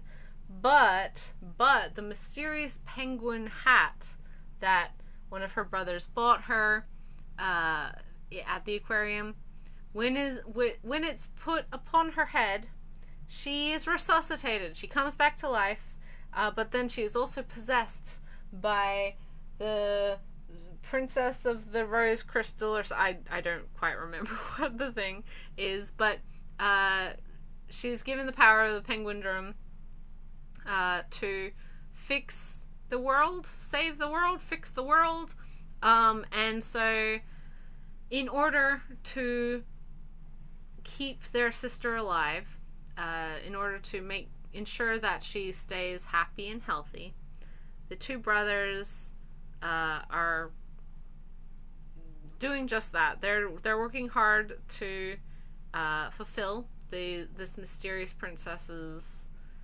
wants, needs, desires, and we learn more about their situation, why there are 3 teenage siblings living alone together, and are left to their own devices, and how they got into this situation, and the fact that they're not actually related to each other, but they're still a family anyway, and the circumstances of the world and how their existence impacts it.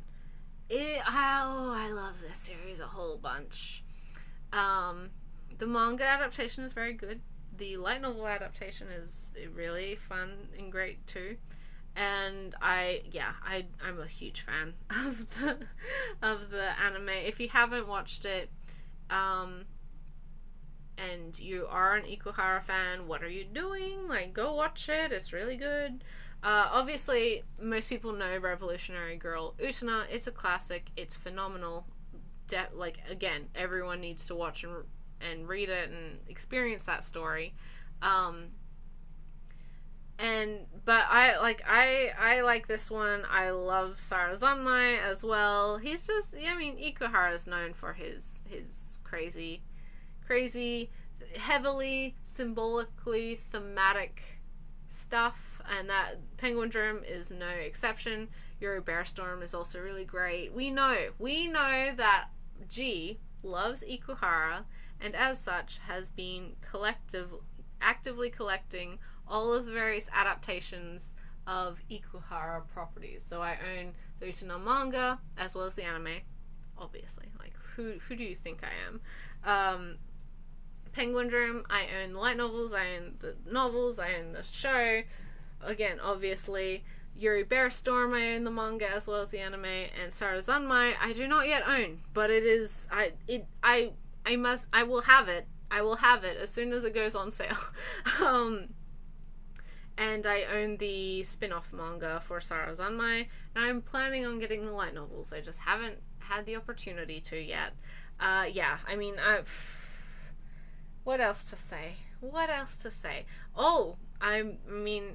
Anime-wise, the series was recently relicensed by Anime Limited, licensed for the first time in the UK by Anime Limited, who are doing a super fancy Blu-ray release, and I will be buying that because, as I said, I love Ikuhara. And interestingly enough, Australia's version of the Blu-rays was the best one. Like, even picture quality wise, comparatively to the Japanese release, the Australian release is nicer. Well, better picture quality. The dub is a mess, but I mean, don't inflict that on yourself. It's not a series that was treated very kindly by Sentai Filmworks, unfortunately, which is a shame because, as I said, it's wonderful.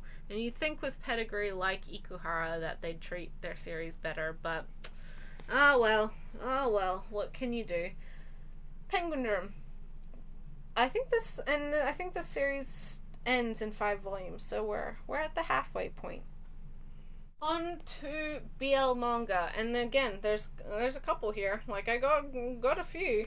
So first off is Tokyo Pop, release from their Love imprint. Yeah, I mean, I don't want to harp on it, but I have issues with Tokyo Pop just in general. I dislike that they seem to be coming back and just re-entering the market without too much backlash, and I have issues with them still not. I just dislike that Stu Levy is still CEO. I just hope that they get rid of him at some point. They won't, but I wish that they would. And I also hope that their original content artists are being treated better, that their contracting is better. And I mean, so far their actual their publications have been fine. I haven't seen any egregious translation or grammatical or lettering issues. Quality of their books are perfectly the standard compared to how they were when Tokyo Pop was folding initially in 2010-ish. But I've said it before, I will say it again, I'm not a hypocrite. If Tokyo Pop licenses something that I want, that I'm interested in, something that I really like and have been wanting licensed for years and years and years, I will buy it. I will give them my money, although very reluctantly. I just don't like monetarily supporting a company that has so much shadiness around it, even still.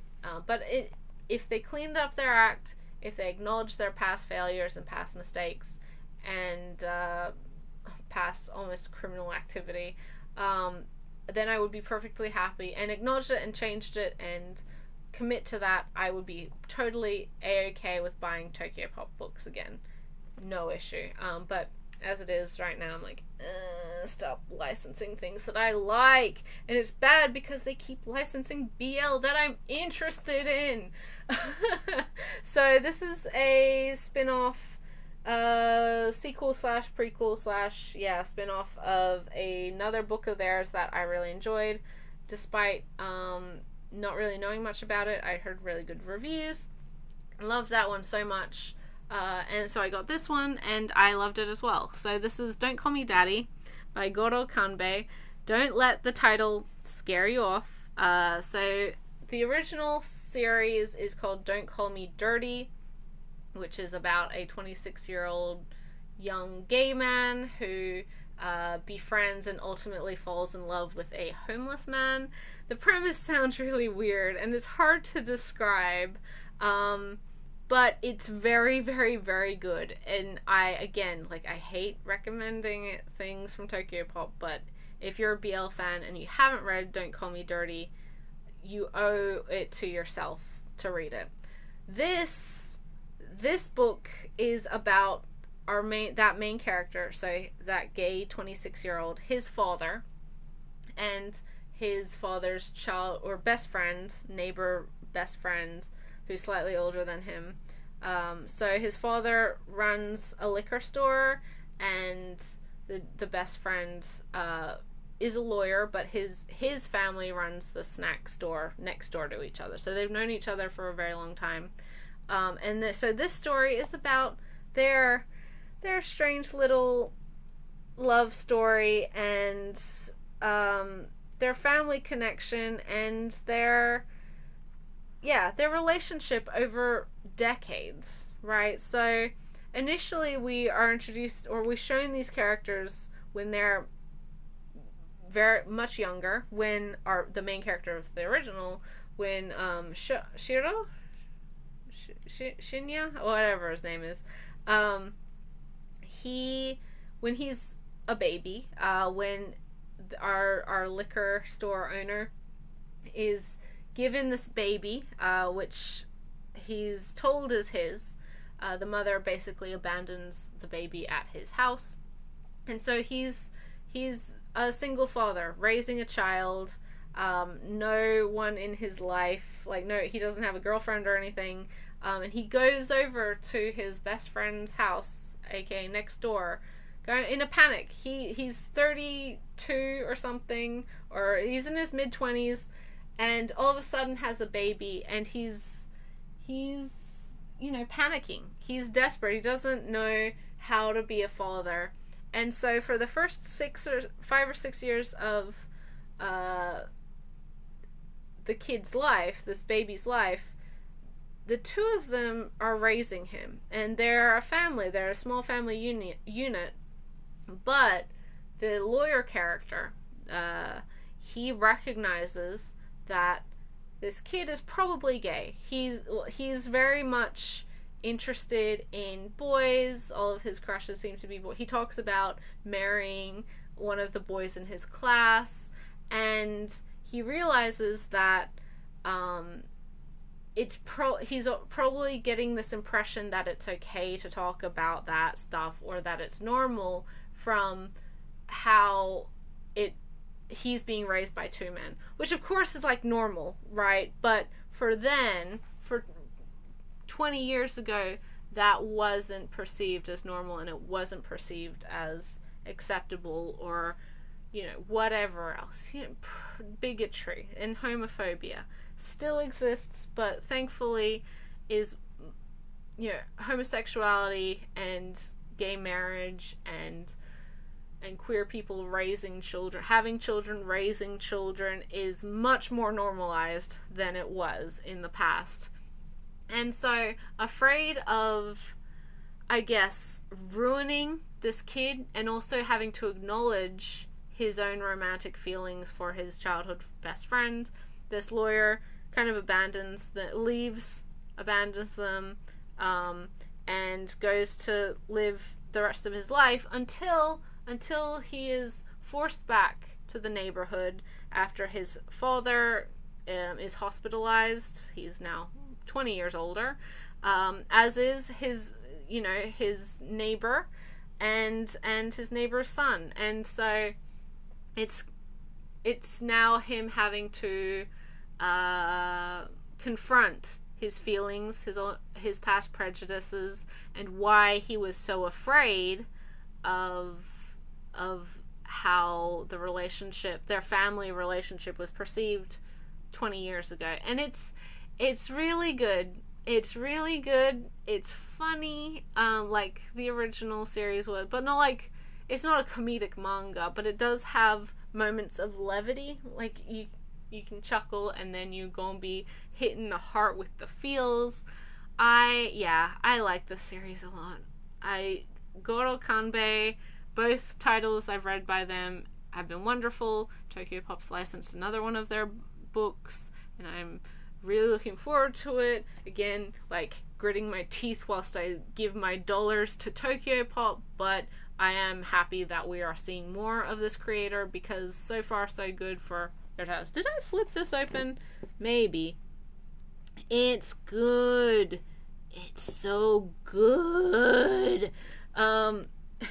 And at the end, there's implication of sexual activity, if that's what you're invested in. But it's like with the original, that's not what this is about, and you don't see anything. So if that's all you want from BL, you're gonna be disappointed. But yeah, Don't Call Me Daddy, despite the name being kinda kinda weird, it's very, very good. And I would say the name is better than the Japanese, which is Daddy Darling. Don't want that on my shelf. So Don't Call Me Daddy is that's appropriate. That's fine. Next, we have Problematic Fave, Volume 2 of Scarlet Barraco's Jealousy. This is an ongoing spin-off manga of fourth generation head Tatsuhiko Uemoto, something like that. I don't remember. Which is a single volume. So this series and the original are about. Well, the original's about the young heir of a Yakuza family who gets sent to a smaller town to kind of prove himself and cool his jets and cool his head and all that. And, romance happens, and the head of this branch of the Yakuza is run by a particular member who has... who's not a good guy, right? He is a bad guy. Let's get that straight. And in that original series, there is consensual, but not the consensual, I guess, sexual torture, maybe.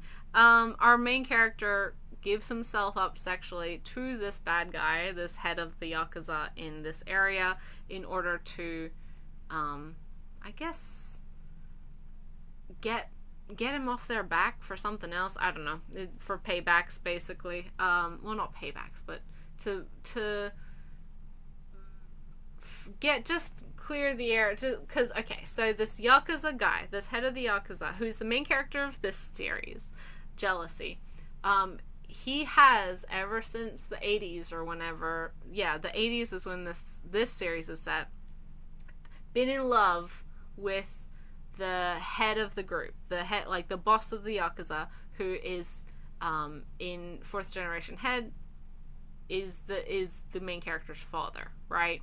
So he's in love with him. He's so obsessed with him. He just wants them to be together, in the most twisted way possible.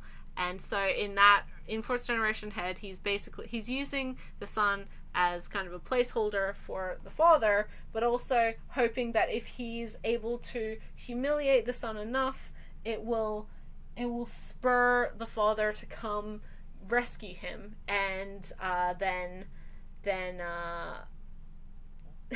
this guy, this part of the manager of the branch group will be able to see him, because he hasn't been able to see him for a long time.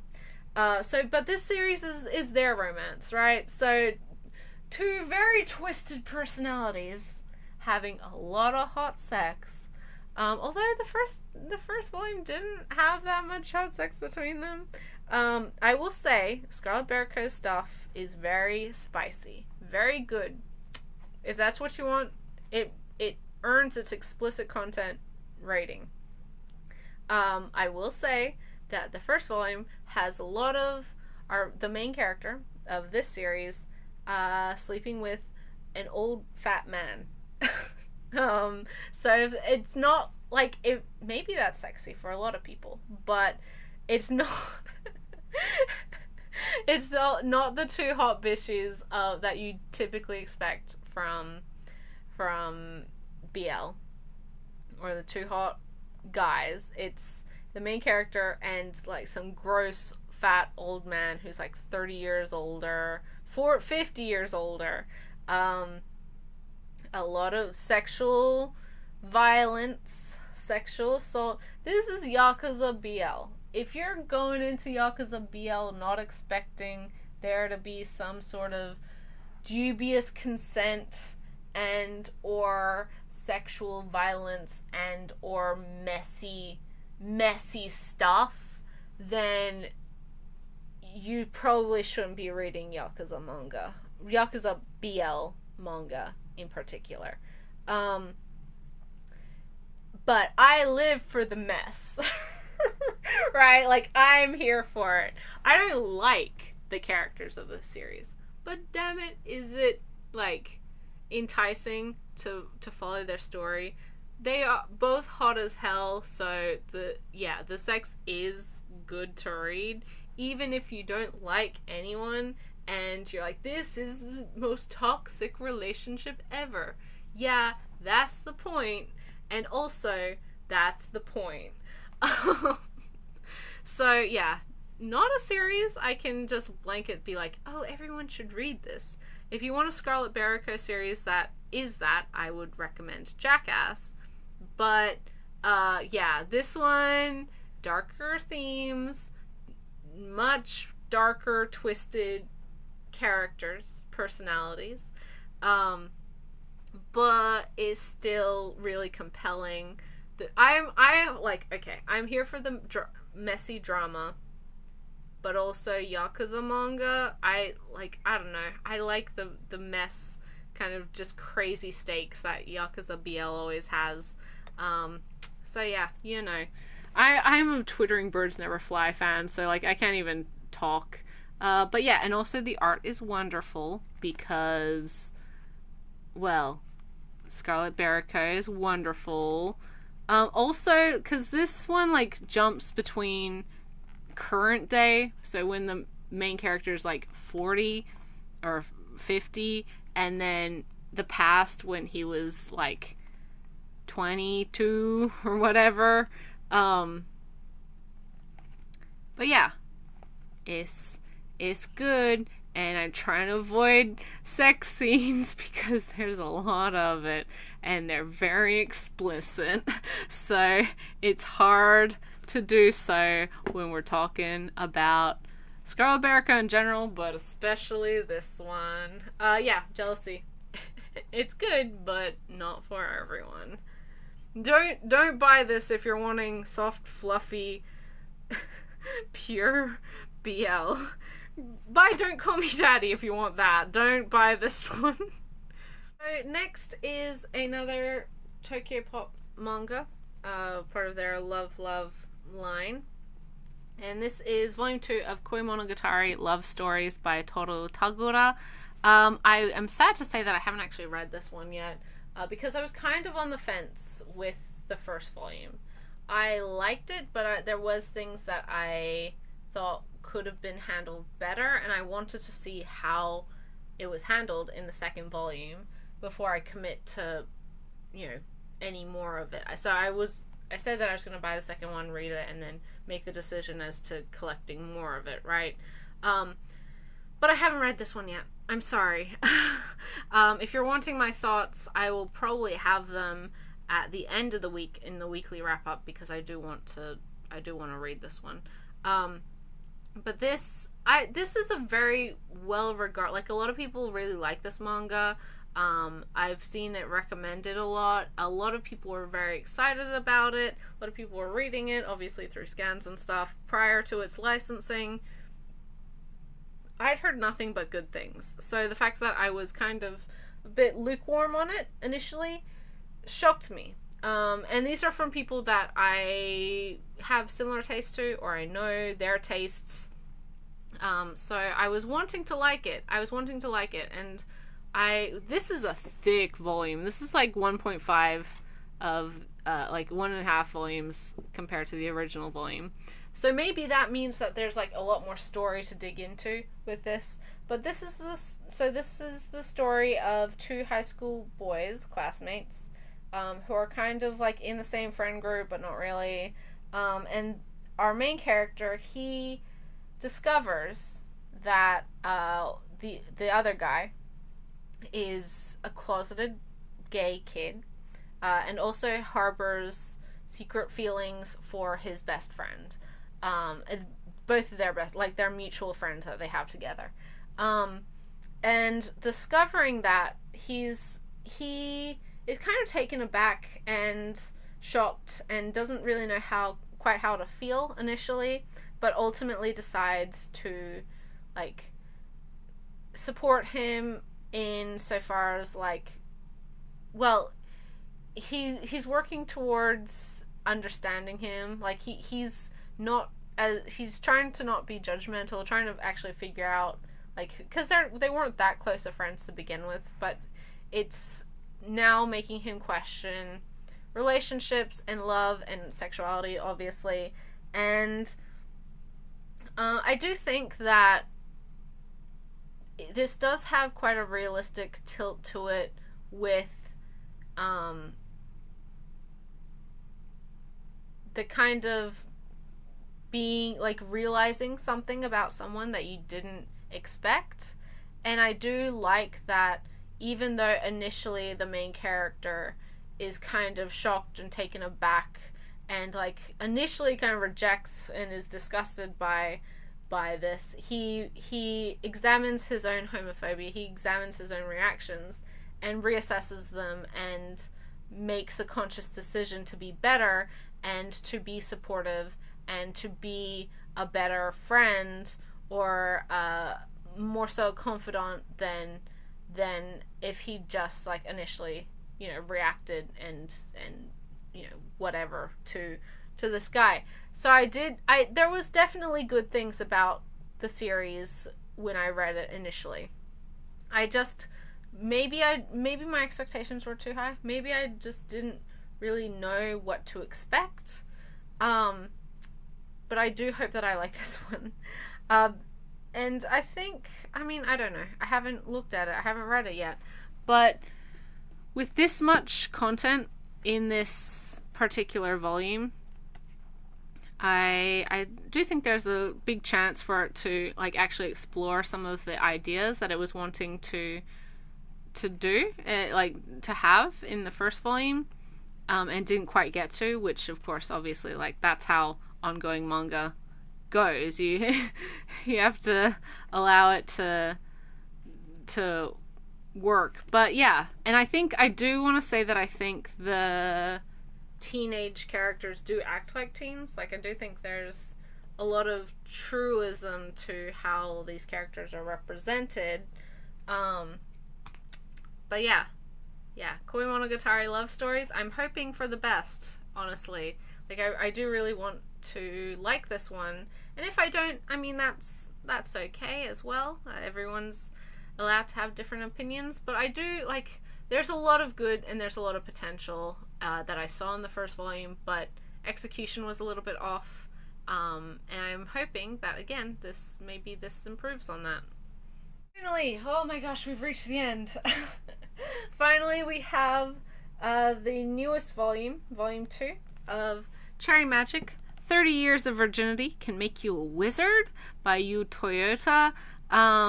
This is a really sweet, lovely, funny, cute BL webcomic. I think it was like a Twitter comic or whatever, about two office workers. One who, when he turned 30 as a virgin, gained the ability to hear the innermost thoughts of whomever he brushes up against, and he discovers that one of the people at his workplace, the hottest guy in the office, has a big fat raging crush on him. And so it's their sweet, cute little relationship, and I love it. This has a live action adaptation drama coming out right now, streaming a couple different places, and I cannot recommend this series enough. It's so sweet. It's so cute. I find it's, like, both of the characters are really likable. Their romance is, like, it's very pure. There's nothing.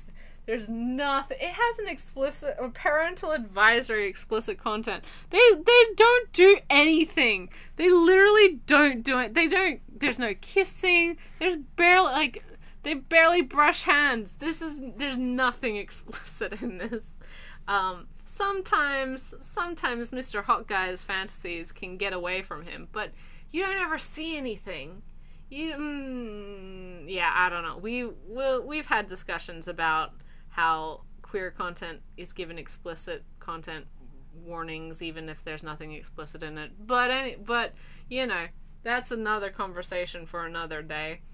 This is wonderful. Everyone needs to read this. If you're a BL fan and you're not reading this, go read it. It is definitely worth the hype. I find it really likable, funny, charming, and you want things to work out for these kids. You want these kids to figure things out. Yeah, it's really great, and I highly recommend it. I highly recommend the drama as well. It's just so soothing and sweet, and just like, it's obviously like a little bit of a fantastical premise, but dang it, love is alive. It's just, Cherry Magic is just one of those series that just warms your heart and makes you just gush at how cutely awkward these two losers are. And I really like how, obviously, the main character, he doesn't have a lot of experience in love and relationships. He was literally a 30-year-old virgin, which is totally fine. Like, that's not a bad thing. You're not inherently broken.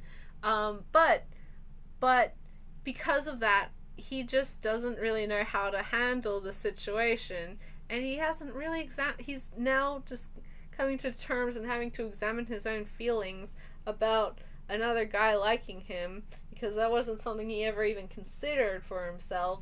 And oh, I just love it.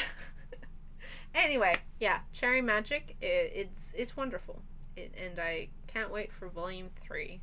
Holy moly, so much manga. Oh my goodness. And I feel like I've been talking for hours, which, knowing me, I most likely have been.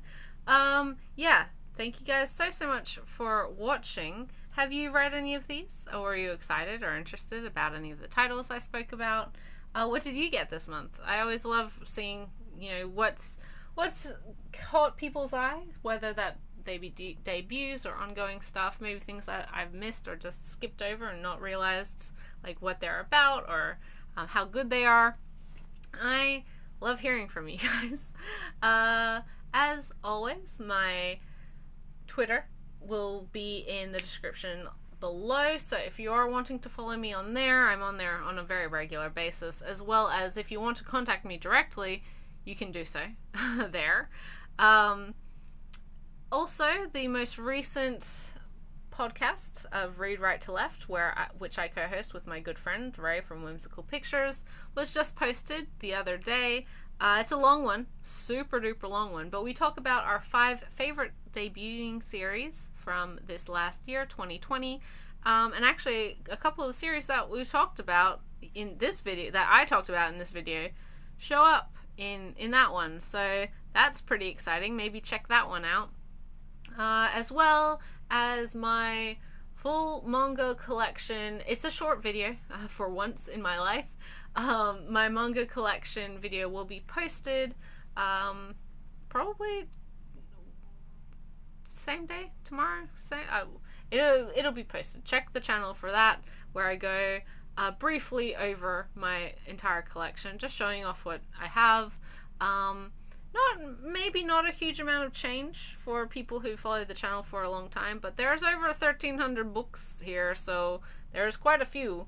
So yeah, if you are not subscribed and any of that sounds interesting, and if you enjoyed this video, please consider doing so. I know my videos in general are super duper long, and they're a huge time commitment, so I do appreciate each and every one of you guys who do stick around. It's always wonderful seeing comments from people I recognize and hearing back from you. Also, I hope everyone has a happy and safe end of the year. Please try to be responsible, socially distance if you are in an area where that is still very important. And I hope everybody has a happy, healthy, safe, wonderful 2021. But I am G from Simply G. I'll catch you in the next video. Bye till then.